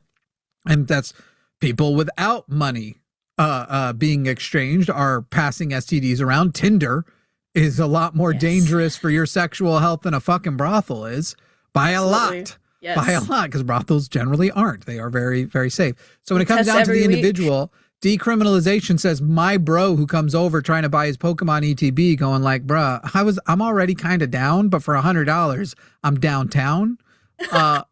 Should the law be in any way engaged with that? Should he have to provide me a receipt? Should we have to go somewhere and get it fucking notarized that I came in his beard? Or do you decriminalize it? But then when it comes to industry, legalization of industry is a totally different topic. I don't think anybody thinks that. Yeah. Of course, if you don't. Can I address the question of the Pokemon card briefly? So the way I envision this working in my own mind would be a legalized system where there would be some de minimis, like if you want to privately sell your Pokemon card for $100, you can just call up your friend, you give him the card, he gives you $100. You don't need to give him a receipt for that. So if two consenting adults agree to have sex in exchange for money, I agree that should be legal if they both consent to it. I have no problem. Not just legal, but decriminalized. There should be no law that states you're allowed to do that. There just shouldn't be a law at all regarding it. It shouldn't be a law that says you may do this, nor should there be a law that says you may not. That's what decriminalization is. And in America, if there's no law on the books, it's colloquially legal, but it's only legal if it's on the books. I'd also like to add to the Pokemon argument, Craigslist had to take down back pages after FOSTA-SESTA passed, but, if you wanted to sell your Pokemon cards on Craigslist, should there be anybody getting in between that, There's two consenting people, make it a deal. Yeah. Yeah. I guess it may be a terminology. No tax on just the tips. And the way I'm thinking of it is that full legalization would be a step beyond mere decriminalization, which I my fear would be that would introduce a gray zone where bad actors would be able to continue exploiting people. Well, no. You make exploitation still illegal. Full legalization. Yes. Do you believe that masturbation should be fully legalized, Chris? I can see where you're going with this, and I don't want a law in the book that tells me I'm allowed to have it, because that means it's legal. I would be in favor of that. The fact that there is no law saying that it is illegal, I'm fine with that too. That's the point. That's what we're saying is the difference, Chris. Chris, hang on. This is the difference and why it's important. If there is a law in the books that says it's legal to masturbate, now every congressional session, somebody can introduce something to add to that law, until by the end of so many sessions, the law says it's legal to masturbate, but you must ... adds a bunch of stuff, and by the end it's basically illegal. This is how they made abortion illegal before they made it illegal. It's legal to get an abortion, but facility requirements are thus. Doctor requirements are thus, and making them prohibitively restrictive, to the point that essentially if you weren't rich, it was illegal to get an abortion anyway. Well, now, if you have a law that says masturbation is illegal, then the next session of Congress or whatever can come in and go, I'd like to add to that law, provided that blank. Provided that, and maybe some of those laws sound great, provided that you aren't doing it to underage people, images of underage people, then it's, though in that scenario, it shouldn't be the masturbation that's illegal, it would be the consumption of the CP, but you get the example. And so some of them might sound good, but now we've set the precedent that the law says I can masturbate, and that's why I can masturbate. Not because the law has addressed, I don't belong here, so I'm going to get the fuck out of here, and you have the ability to add it. So when it comes to decriminalization, person to person, you don't take away the other laws that can affect it, like intentionally giving an STD to somebody, which is already illegal. You don't remove that. You decriminalize. Trafficking is already illegal too. I'm person A. Person A and person B want to make a deal. Keep the government out of that deal, except for you technically have to pay taxes on the income. No, that is spelled income the normal way. You don't have to pay taxes on the income. I think that answers my question very well. It is a nuance of language that was the thing that was tripping me up.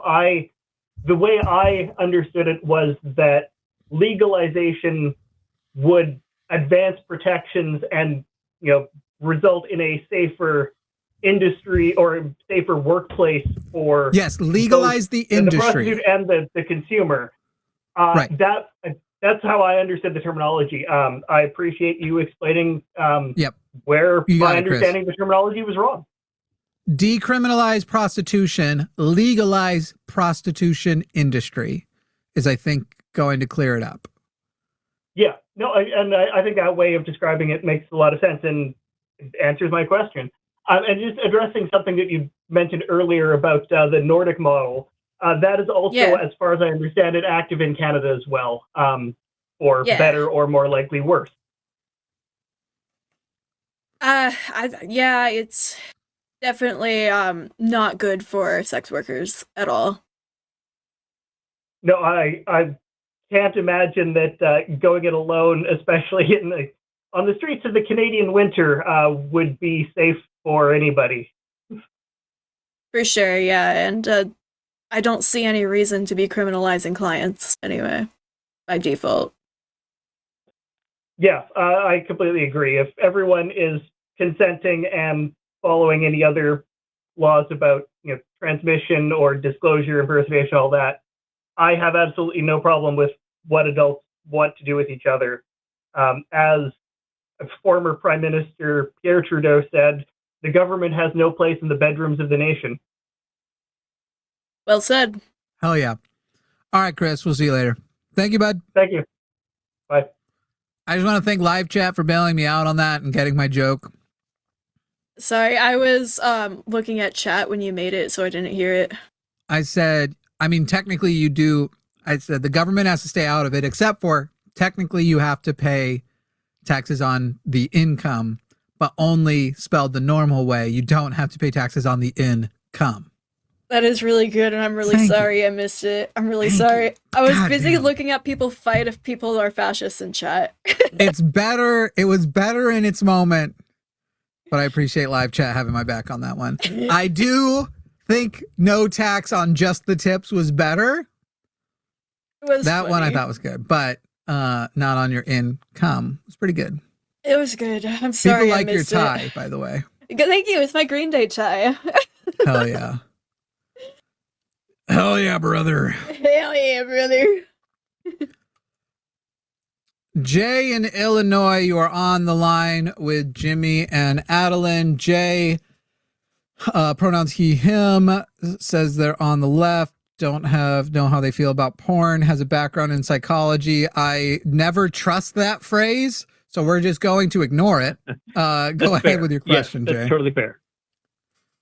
Hi, Jimmy. Don't we all? I've been to a lot of therapy, too. I've a background in psychology. Go ahead. So I want to start just by really quick, like 2 sentences explaining what my position is and then asking my question.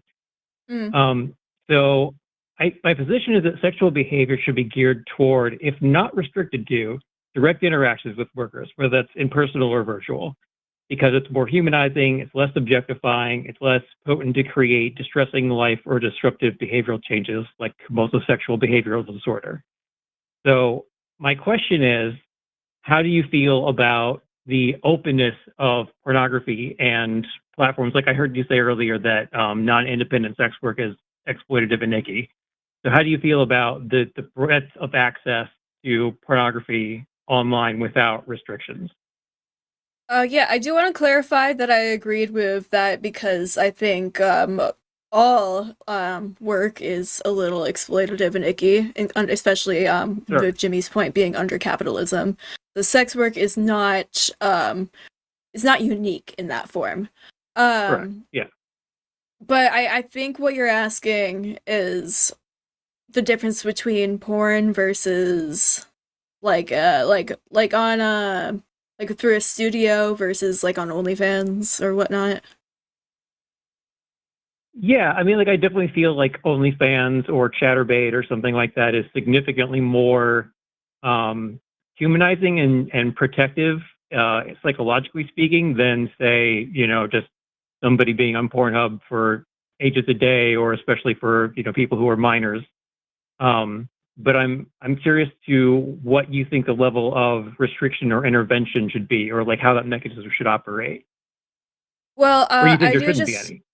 I want to say, the internet is not a parent. So when it comes to minors, that comes to the parents or their guardian keeping that on lock. And Pornhub actually does, at the bottom of their page, have resources to help you with how to do that. But I do also want to address your terminology here around humanization.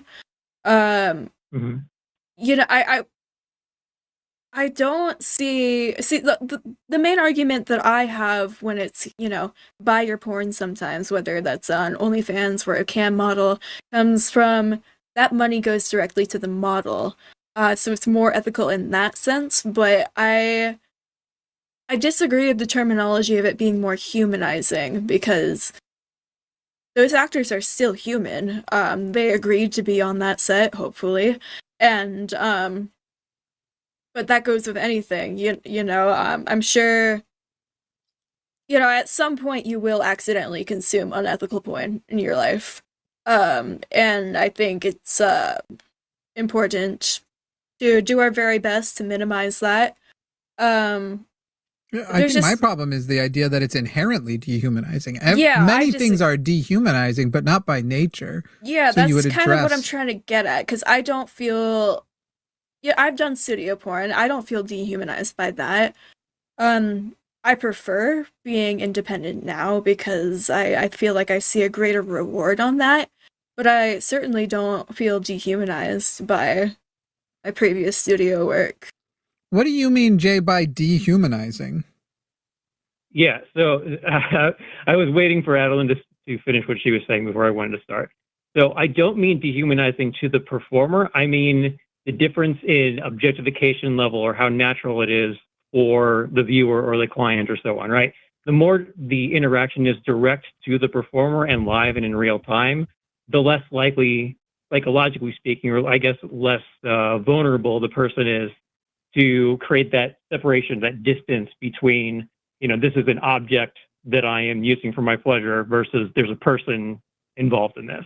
So do you feel like you should, by the same logic, do you feel like you only want to watch TV if it's live and not like a rerun of a TV show? Because I feel like it really just comes down to content consumption preference. And sure, yeah, maybe some people develop issues with it that they have to work out, but I really feel like it just comes down to, do you want to have that personal connection?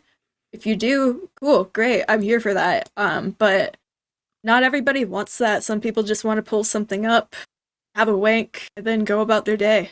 Yeah, Jay, I think your problem comes with, like, you could honestly make this argument easier for social media because we see the way they abuse it. Generally, the rest of us are not responsible for making sure your consumption habits are healthy. However, to some degree, we should, as a people who run our government, make sure that purposeful exploitation is not happening like Facebook did.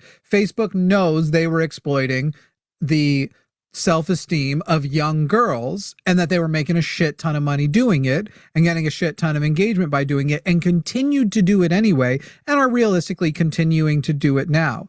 And so we as a society should say, you can't use your algorithm that way. And to some degree, we did that with, for example, Pornhub. Pornhub was allowing way too unregulated user-submitted porn, and it turned out that there was rape porn and underage porn and shit like that on there that people didn't even know because this amateur category didn't have adequate verification. And so they changed it. But when it comes to your actual consumption yourself, at the end of the day, we can do all of that. And you might still go decide to buy 8,000 calories in a single meal from Sonic. And if that's what you decide to do, fine. It doesn't mean, though, that we should take Sonic away from me, who can go, I can't literally because of my health issues, but in theory could go for just a treat once in a while to go get one of their terrible corn syrup slushies and a hot dog that I'll regret when I poop. That's not how your consumption end goes. Of course, you could even have something that is systemically bad for people, and you should get the regulations where those are in place. But your inability to regulate yourself is not something that we generally say, therefore you can take something away from me for. For the record, I do just want to say that I am in favor of like paying for your porn once in a while directly, not through a studio site, but if there's a model that you like, fork her over some cash, or him or them. Because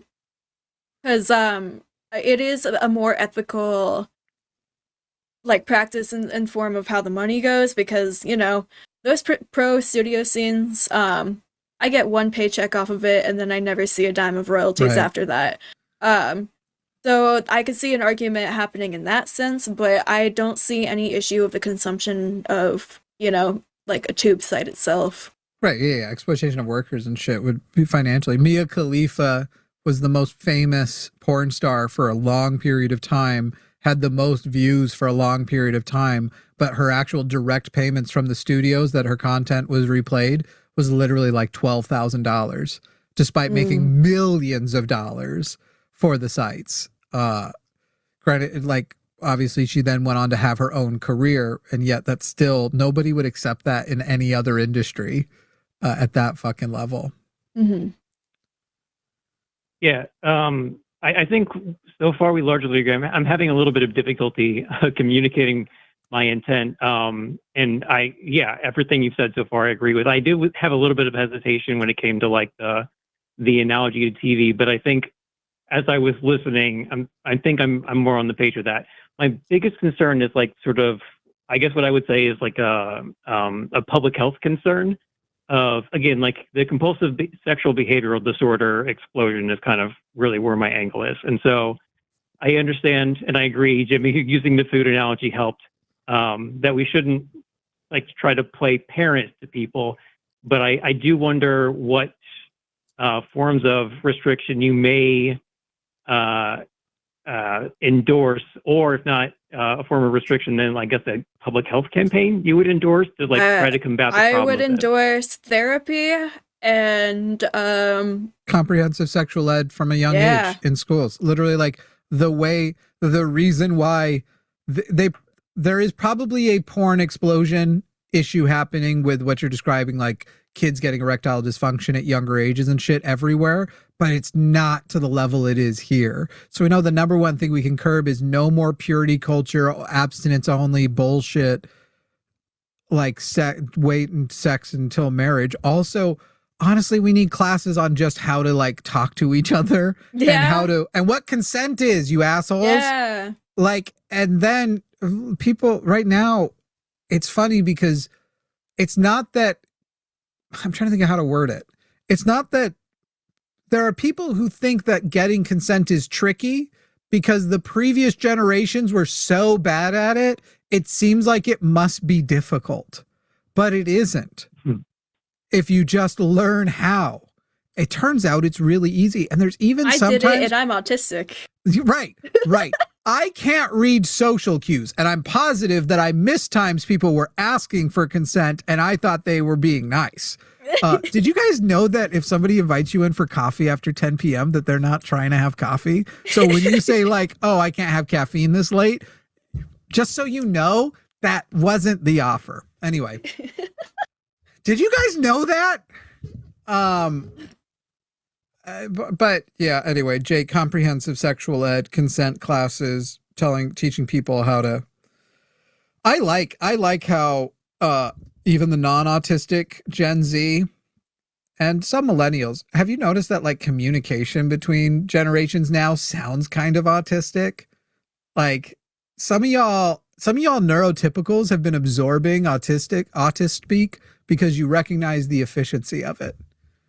I'm saying being autistic is just like better, but only if everyone's on the same page.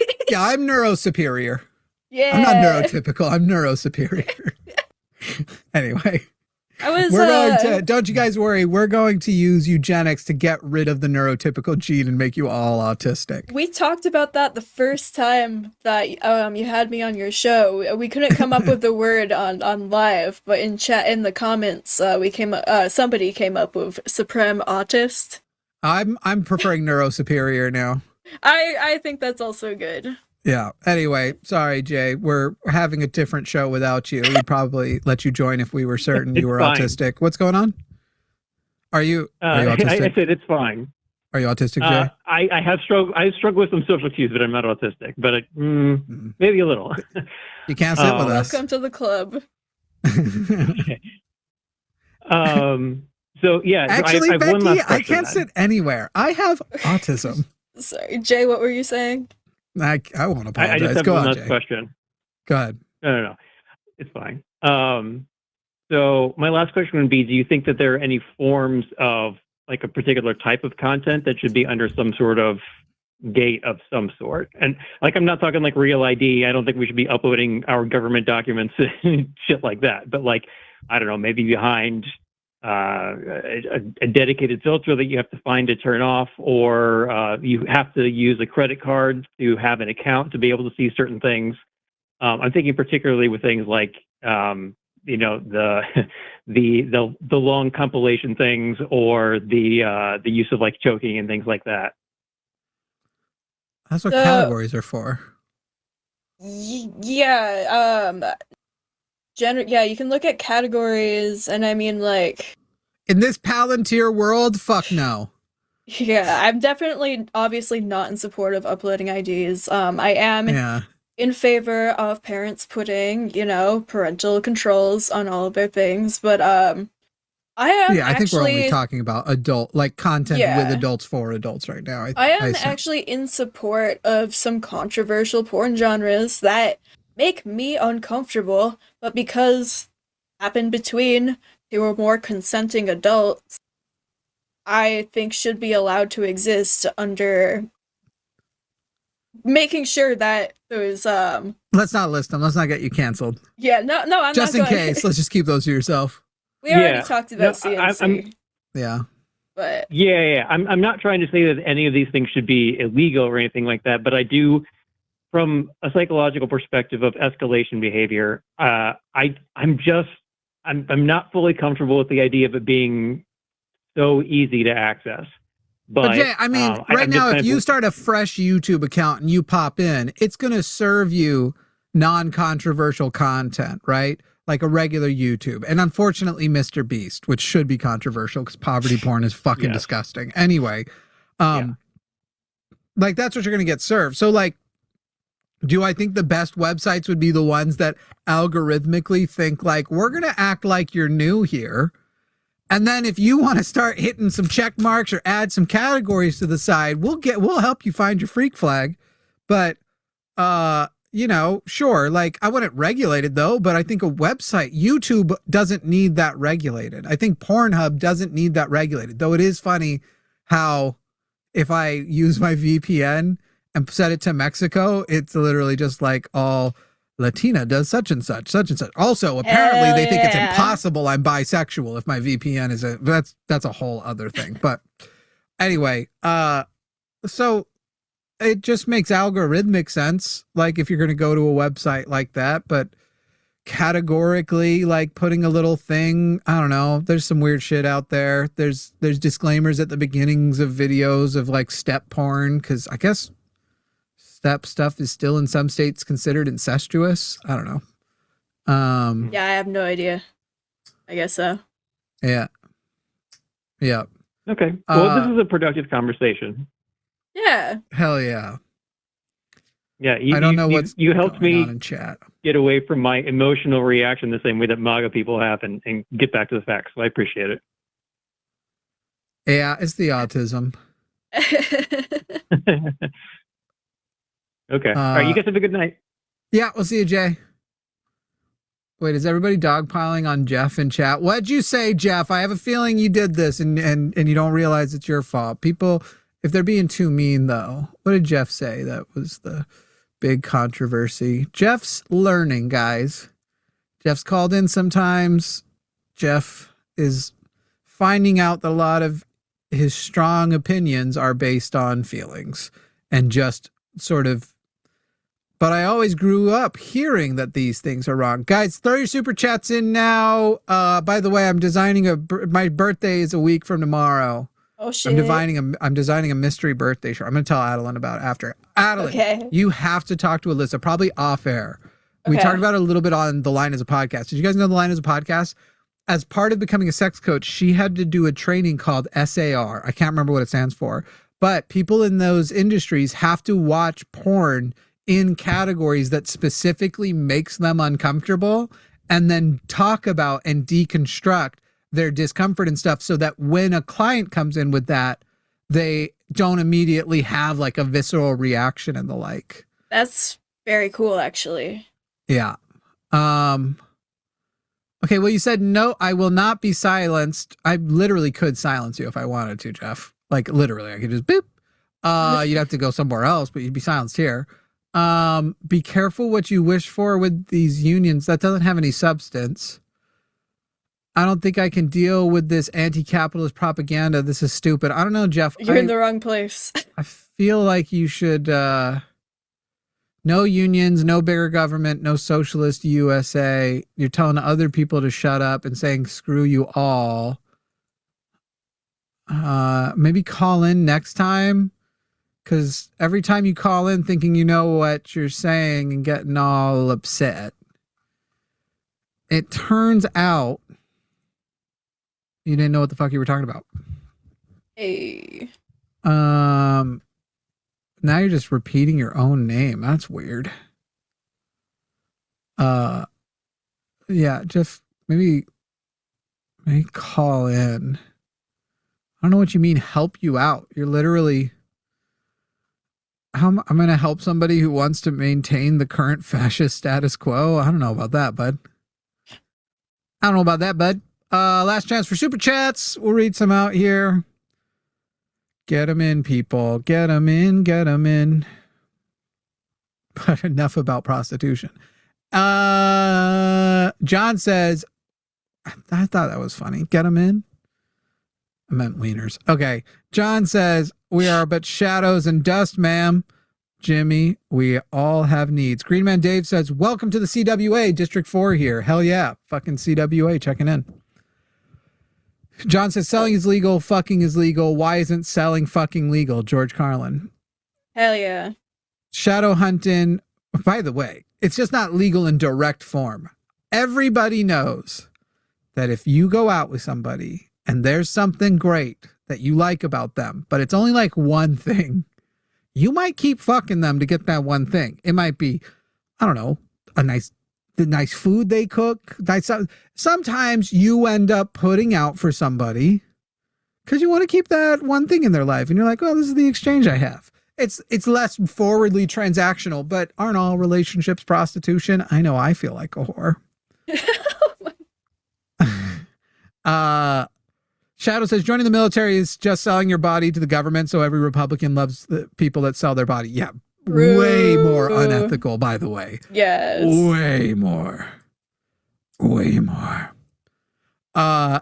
Wrench Rabbit says, Adalind, love the tie. And by way more, I mean it's easy to be more because I don't find prostitution to be inherently unethical. Joining the military, I don't know that there's a way to be an ethical member or certainly recruiter of the military. I like my tie too, thank you. Jeff, I think you need to take the night off, bud. Foxy says, glad to see Adalind, not glad to hear Andrew. Go fuck yourself, Jimmy. Heart. I mean, I'm glad we set the precedent tonight. So if it still comes up on other live chats, you let them know Jimmy does not take that Andrew call for less than $200. So why are you guys? Why are you? Professor Rowan says, get a low G string for ukulele, lower sound and teehee G string. Yeah. Are you pointing out what I pointed out, which is that I don't think I have a voice for ukulele? Don't buy this ukulele, guys. I'm not even kidding. I'm going to fucking do an anti-ad for them. I hate this ukulele. I love the guitar. Same company makes it. I hate the ukulele. What's wrong with it?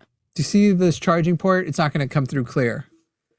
What's wrong with it? It is 2026 and they sent me a micro USB. Not a USB-C, the one that everything has.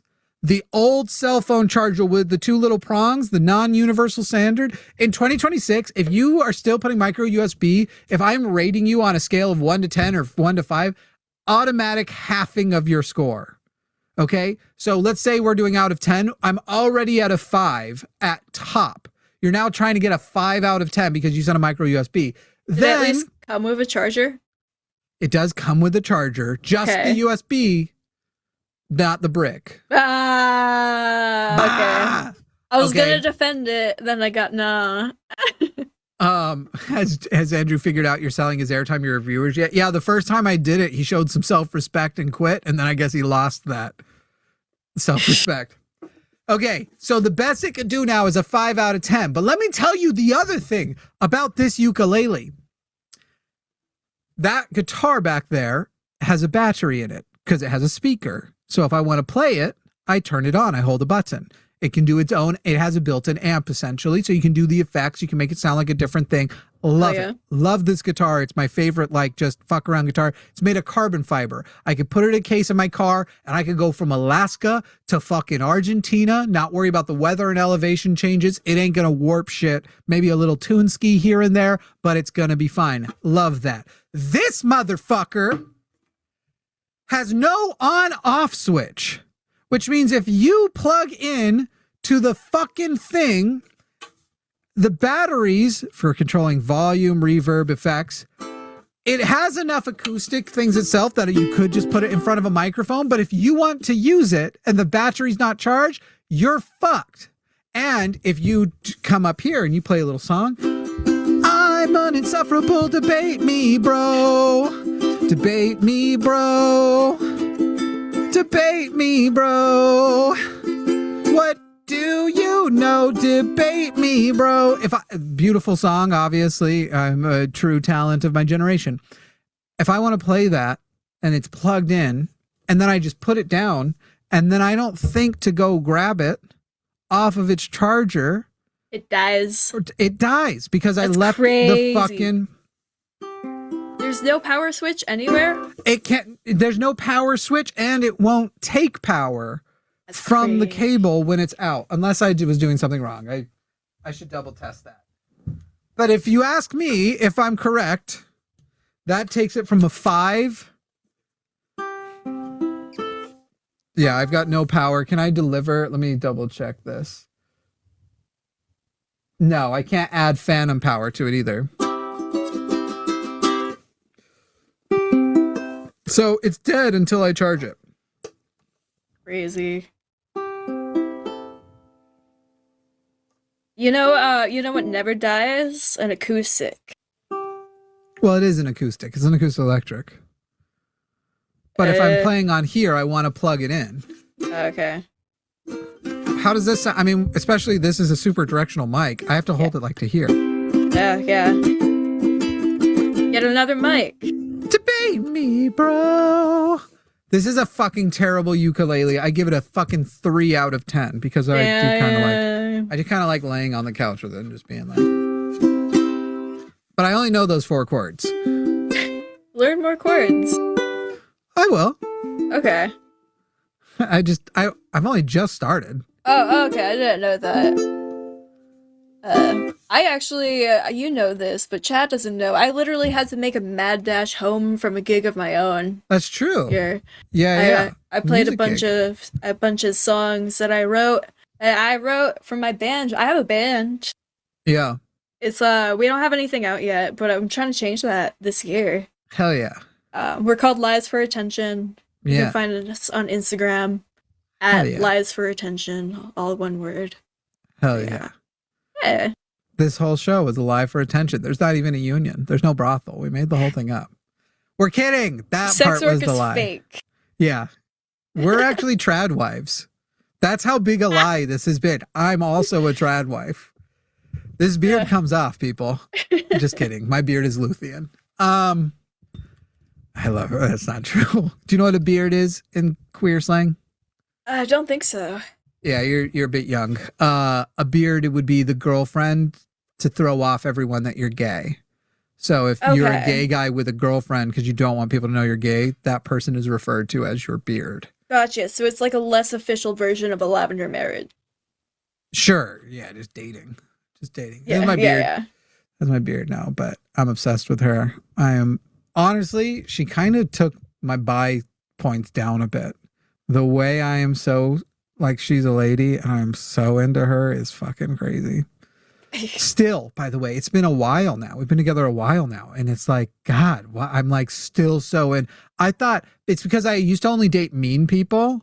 And I thought you stopped being as into your partner after a few months. And then you just sort of, exist and wait for them to be mean to you. And then every now and then they're nice to you to bring you back in a sort of cycle of trauma where they're mean. And then there's a quiet period. And then they are fucking terrible to you again. And then they reconcile. But anyway, it's called the trauma cycle. Anyway, the 4 stages of traumatic relationships. No, abuse. It's the abuse cycle. Sorry. It's quiet, tension builds, event of abuse, reconciliation. Quiet. And the reconciliation is where trauma bonding happens. Fun fact, people, you're probably using the phrase trauma bonding wrong, and it makes me so fucking mad because when you use it wrong, but then you hear from people, by the way, trauma bonding is a bad thing. You're thinking the bad thing is the wrong way you're using it. Yeah, it is super confusing. I learned that like a few years ago. I didn't know. But yeah, trauma bonding is not when you are sharing and bonding over shared trauma. Right. Sharing trauma and bonding over sharing trauma is not at all trauma bonding. Trauma bonding is when you are traumatized by a person, they abuse you, and then they're suddenly very sweet and they suck you in and you're lovely and you feel bonded to them. And it's why it's hard for abusers and victims to get away from their abusers. Sometimes it's cyclical. Sometimes you're doing it to each other. It is not the same as Stockholm Syndrome. Stockholm Syndrome is very one way. So before somebody says, that's called Stockholm Syndrome. Stockholm Syndrome is basically like this delusional thing. And the type of trauma you're receiving is also very much different. The trauma bond technically is two ways. The abuser will feel closer to the victim, and the victim will feel closer to the abuser. You are not, I didn't count if it was trauma bonding. Does not mean bonding over trauma, and therefore is not inherently bad. It can, however, be. Trauma dumpers can basically be emotional vampires. Those people can be a lot, for the record. But that's a different thing. Yeah. There's healthy balances to it all. And in fact, it's kind of crazy that there are people who think that trauma bonding is the bonding over trauma and that it is a bad thing. What the fuck do you think group therapy is? Like, I'm going to trauma bond therapy this weekend. Like, what the fuck? Yeah, no. And look, to anybody who thought that was what trauma bonding was, going through trauma together and having a bond over it, and you didn't think it was a bad thing, I'm not as annoyed at you. I'm annoyed at people who are shitty to other people and saying your relationship is bad because you're trauma bonded. Where are you seeing this? Threads? Reddit. In my own life. Probably. I remember there was one time I was talking with a person. They say, okay, people are going to say that's the reason why he's mad about it. I was annoyed about it before this. In fact, I would have already known when this happened, just never had the opportunity to tell them. I had a person like soft break up with me, not break up because we weren't together, but like I'm ending we're not going on another date thing because I realized we're trauma bonded at one point, that we basically have been like sharing our trauma and like, that's what I'm feeling. And that's bad. And so that also did happen, but they were so like overreacting to it that they treated it like a real breakup. And it was literally like, hey, I don't want to go on another date because trauma bonding is not healthy. And that's basically what our last date was. And then it was just, I couldn't respond to it. Damn. Yeah. That is weird. And I actually believe that's what it was about. Because I know there are going to be people who are like, Jimmy, you misread the cues. They just didn't like you. That person, arguably, we shouldn't have been together. That's true. There's definitely not a worry that they didn't like me. If anything, I should look back now and be like, there were other issues at play and they probably liked me too much far too quickly. So you dodged a bullet. Yeah, but I'm exclusively attracted to people with not exclusively, but for a long time I was exclusively attracted to people with untreated and malignant borderline personality disorder. Not knowing they had it. Yeah. Because one time I said that and people were like, can you not fetishize my condition? I'm not fucking trying them out and asking them to check on a form. You don't know what BPD is if you say stupid shit like that. Can you not fetishize my thing? Like people with it untreated and malignant, if anything, they're like trying to be the source of your absolute obsession. So eat my ass, it's ass flavored. To quote Forrest Valkai, who was quoting somebody. That's a joke he stole from me, but when he did it on his fucking thing like went viral. I saw his reel. Joke. Yeah. So you even know what I'm referring to. He stole that joke from me from that. We did a show together that week and then he said it in a thing. And I was like, this motherfucker's going viral with my joke. That makes me so much angrier than the person who broke up with me over a trauma bond. I think I'm going to steal your masturbation analogy too. Oh yeah, please do. The only reason I'm mad he stole it is I acknowledge internally. I'm never going to say it out loud, but he's the superior version of what I think I used to want to be as a YouTuber. And I know that people look at him as like, thank goodness Forrest Valkai came along because before him, we only had this fucking piece of shit.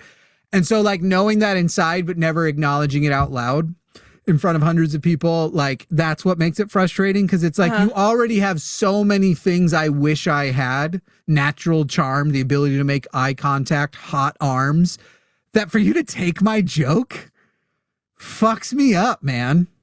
But anybody who has less privilege than me in society, they can have all my jokes. So you can have any of them. Oh, okay, great. Okay, which one was the one you said you were going to use? Oh, your masturbation analogy.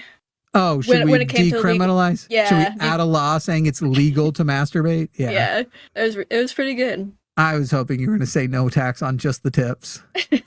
I was hoping that was the one. We have bust nuts, not unions. It's not original, but I have been using it. That's good. Yeah. Roy, I already know you love Forrest. Every fucking person in this chat right now loves Forrest more than they love me. You don't need to put it in the chat. I'm aware. Unless you want to super chat it. If anybody would like to super chat how much they love Forrest, I will read it out loud as long as it is over $500. Any super chat talking about how much they love Forrest under $500 will not be read. That's more than Andrew. Yep. I love Forrest. And look, there's a thing. The fact of the matter is the best thing that I think Forrest does is Skep Talk. And Skep Talk wouldn't exist without me, period. If I disappear, Skep Talk will too. I don't think an equivalent of it. There's a very important part of me in what I like the most about Forrest. And that's important to me. So I'm fine with everybody loving him more. Because he wouldn't exist without you? No, he would exist. He does other shit that's even more popular. I think Skep Talk is the best thing he does. He does Reacteria and other shit. He would exist without me, for sure. My favorite thing I'm an important part of. And also, actually, by the way, some of the stuff, it's not that he wouldn't have found a replacement, but guys, I built his computer. I'm who he consults on production equipment and all that kind of shit. So I'm glad I get to play an important part, but internally I know that people look at him as an upgrade to me, and I don't say it out loud ever. I like when he puts a dinosaur on his head. Yeah. That's yeah. What else cool. do you like about him? I'm surprised he doesn't feature his arms more. He has hot arms. And you guys can be like, this is weird what Jimmy's doing. Forrest kissed me without asking on air once, guys. So I think I got to talk about his hot arms. I'm fine with it. He knew I was internally, because we have a relationship where it's not a problem. But for the record, I'm not breaking past barriers talking about his hot arms. I'd be showing him off more if I was him. I'm working on mine. Yeah, you're getting jacked. Yeah, I've been working with my physical trainer. Oh, yeah. Yeah. Again, earlier you said that, and I was like, I want to make a joke, but to a sex worker, like anybody else saying I was doing work with my physical trainer today, I would have made it a euphemism. But it's like, what's the point? It's like, for all I know, you were shooting a personal trainer scene. I don't know. Joshua says, called it. Mark was another Hakeem, the freak sock pay up losers. Yeah, I knew right away that he was. Ali Ashana says, Bandrew is very committed to his current level of understanding. Ericopedia is starting a new never take Andrew again pool. You have to pay whatever Jimmy says plus what's currently in the pool. That's funny. That would be amazing. Somebody pays like $1,000 to take. Flibberty said, this was Flibberty's $99 saying, I'm so sorry. I thought I could take it. Feel free to move on. His stupid voice is stupid. It's weird that it's showing me that in fan funding list, but not when he did the 200. You did. I don't know Flibberty's pronouns. When Flibberty did the 200 saying, take Andy, I hate myself the most. Kayla says, thanks again, Jimmy, for stopping the Forrest and Hakeem call. I love Forrest, but I couldn't stand him letting all that horrible stuff go by unaddressed. That is exactly how I felt. Forrest is laser focused in a way that I'm not capable of being. So in a lot of ways, we have a difference in style that might be jealousy based on my end. I'm not saying for sure his is the wrong way, mine is the right way, but I know that there's like a limit within. I'm not so bothered by anything Forrest did, but I know on a thing that technically belongs to me, though I share it with these people and would allow them to outvote me, I wasn't willing to have Hakeem on something that technically belongs to me anymore at that point. X not my Michael X says, for the huzz.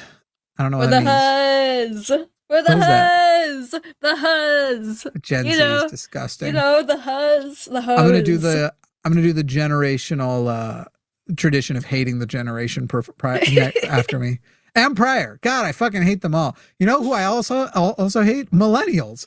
Every generation sucks, but for unique reasons. You were telling me how much you hate socialists today too. Oh, that's so true. What did I say? God, socialists are the worst. The only thing worse than socialists are everybody else. Yeah.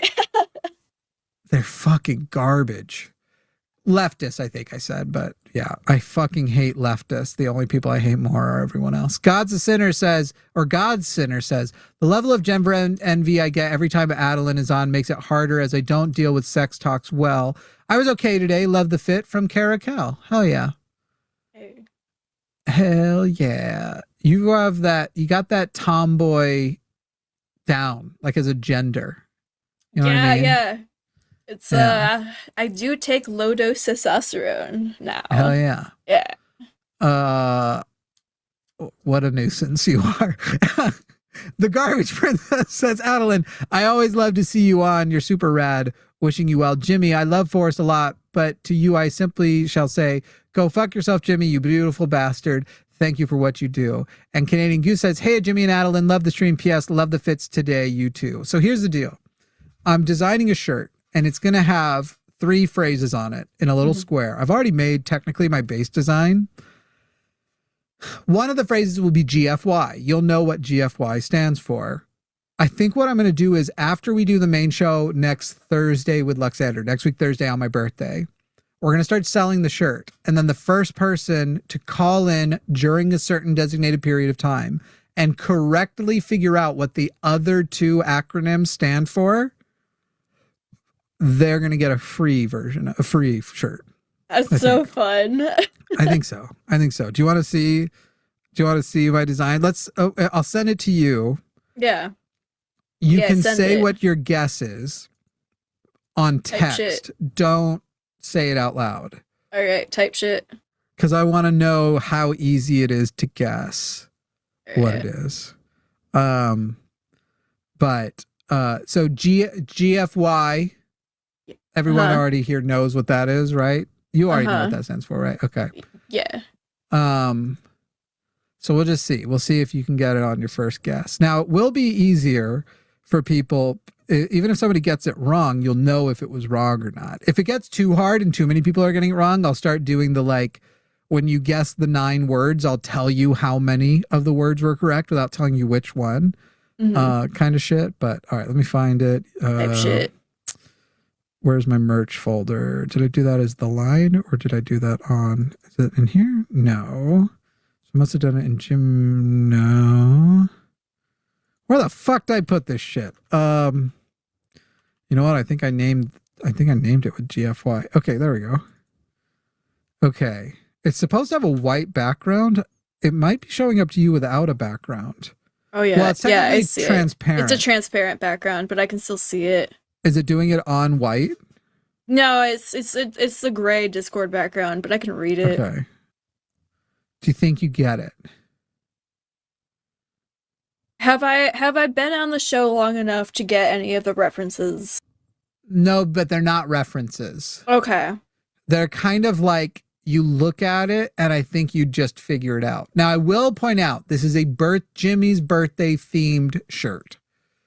It's going out for my birthday. And it'll be fun. It'll be a fun little thing. Hey, Javon! Were people for real watching both streams at the same time? I don't think you have to worry that people were watching yours. Just kidding. I love this guy. God, Javon, another person who I brought on, and now everybody's like, man, why even keep Jimmy? He just keeps offering us upgrades. Just get rid of Jimmy and just give us Javon, give us Forrest, we don't need him anymore. All the best parts of him are represented somewhere else. Though I would like to call out, in case they're watching, to the person who left the comment telling me that I should stop being myself and be more like Javon, who you referred to as my black twin. That is a tremendous insult to Javon. That's really mean to him. That's crazy. I didn't pay attention at all. For some reason, I'm texting you instead of just putting it in Discord. Oh yeah. Let's see how you did. But I think I figured it out. No, that doesn't make any sense. You're pretty close. I would say in the first line. You got the first word wrong. Okay. In the second line, you got the first word wrong. So that last guess with the question mark, that's correct except for the first word. Okay. The third line is obviously correct. GFY, you got right. Yeah. And it will be specific. And I do think that the second one from that point forward, when people have birthdays, it'll probably become a meme to say that one. I cannot for the life of me figure out what the very first word is, but this is what I so far instructed. I sent you on Discord. Yeah, so you're good. You're all but the first word now. Okay, I don't know what that first word is. Yeah, it's you're probably thinking too hard on it. Okay. Here, I'll just tell you. I'll just send it. Is it just? But that's going to be the one that people. Okay, I was literally so just now gonna send in that. Your head, read that to yourself, and it's pretty funny. It is pretty funny. I like it. Yeah, there you go. There you go. It's very exciting. Is Erica Gutsick Gibbon? Is Erica GG? Yeah. I found the line because of Erica. Another person. Why do we need? I like Jimmy. If we met in real life, people would think we were brothers. Javon's here and can tell you by now direct experience. My persona online is something I can turn on for a camera. I am quite different offline. Hi, Javon. I heard that you were here, but I was busy trying to decode Jimmy's message. Yeah. Yeah. Also, you two have to podcast together soon. We did. I think he said it'll be out soon. That's cool. Yeah. Oh, you did it? Yeah, we already did it. We did it yesterday. I think Luxander also wants to hit you up and do something with you. My Thursday I'm so down. Thursday I'm going to Minnesota. No. The person who hosts with me every Thursday. Gotcha. Okay. You don't have to do something with Luxander on a Thursday. Okay. I do shows specifically, you freaks, with Luxander every Thursday. Word. Yeah. You can do it whatever day. Sick as hell. We'll figure it out. I'm happy to be here. Give, said the little stream, go away, go away. That's not the actual song. Okay, bye. Okay. Probably get rid of that banner, yeah. There we go. Did you click end stream? Not on YouTube. Okay, go back live. I just did. Let me see if it worked. Shit, sorry guys, I didn't finish the supers.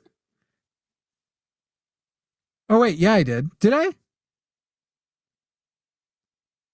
Yeah, okay, sorry, I didn't finish the supers. Can you put us back on split? Hi again. For the HUDs, Josh says, guys, I keep seeing you responding to Jeff. He's not an honest person. He will never engage in good faith. Stop giving the turd attention. When Jeff is called in, they've called in confidently wrong and then taken the correction. A live challenge to Jeff ends up being a little more fruitful. Gaza Center says the level of Denver. Oh, we did do that one. Garbage Princess says, Adalind, I always love to see you on. You're super rad. Wishing you well. Jimmy, I love Forrest a lot. But I simply... Did we actually read all these? Did I fuck this up? Thank you for what you do. But I simply say, just go fuck yourself, Jimmy, you beautiful bastard. Canadian Goose said, hey, Jimmy and Adalind, love the stream. P.S. Love the fits today, you two. I read all that, didn't I? Yeah, you did. Bye.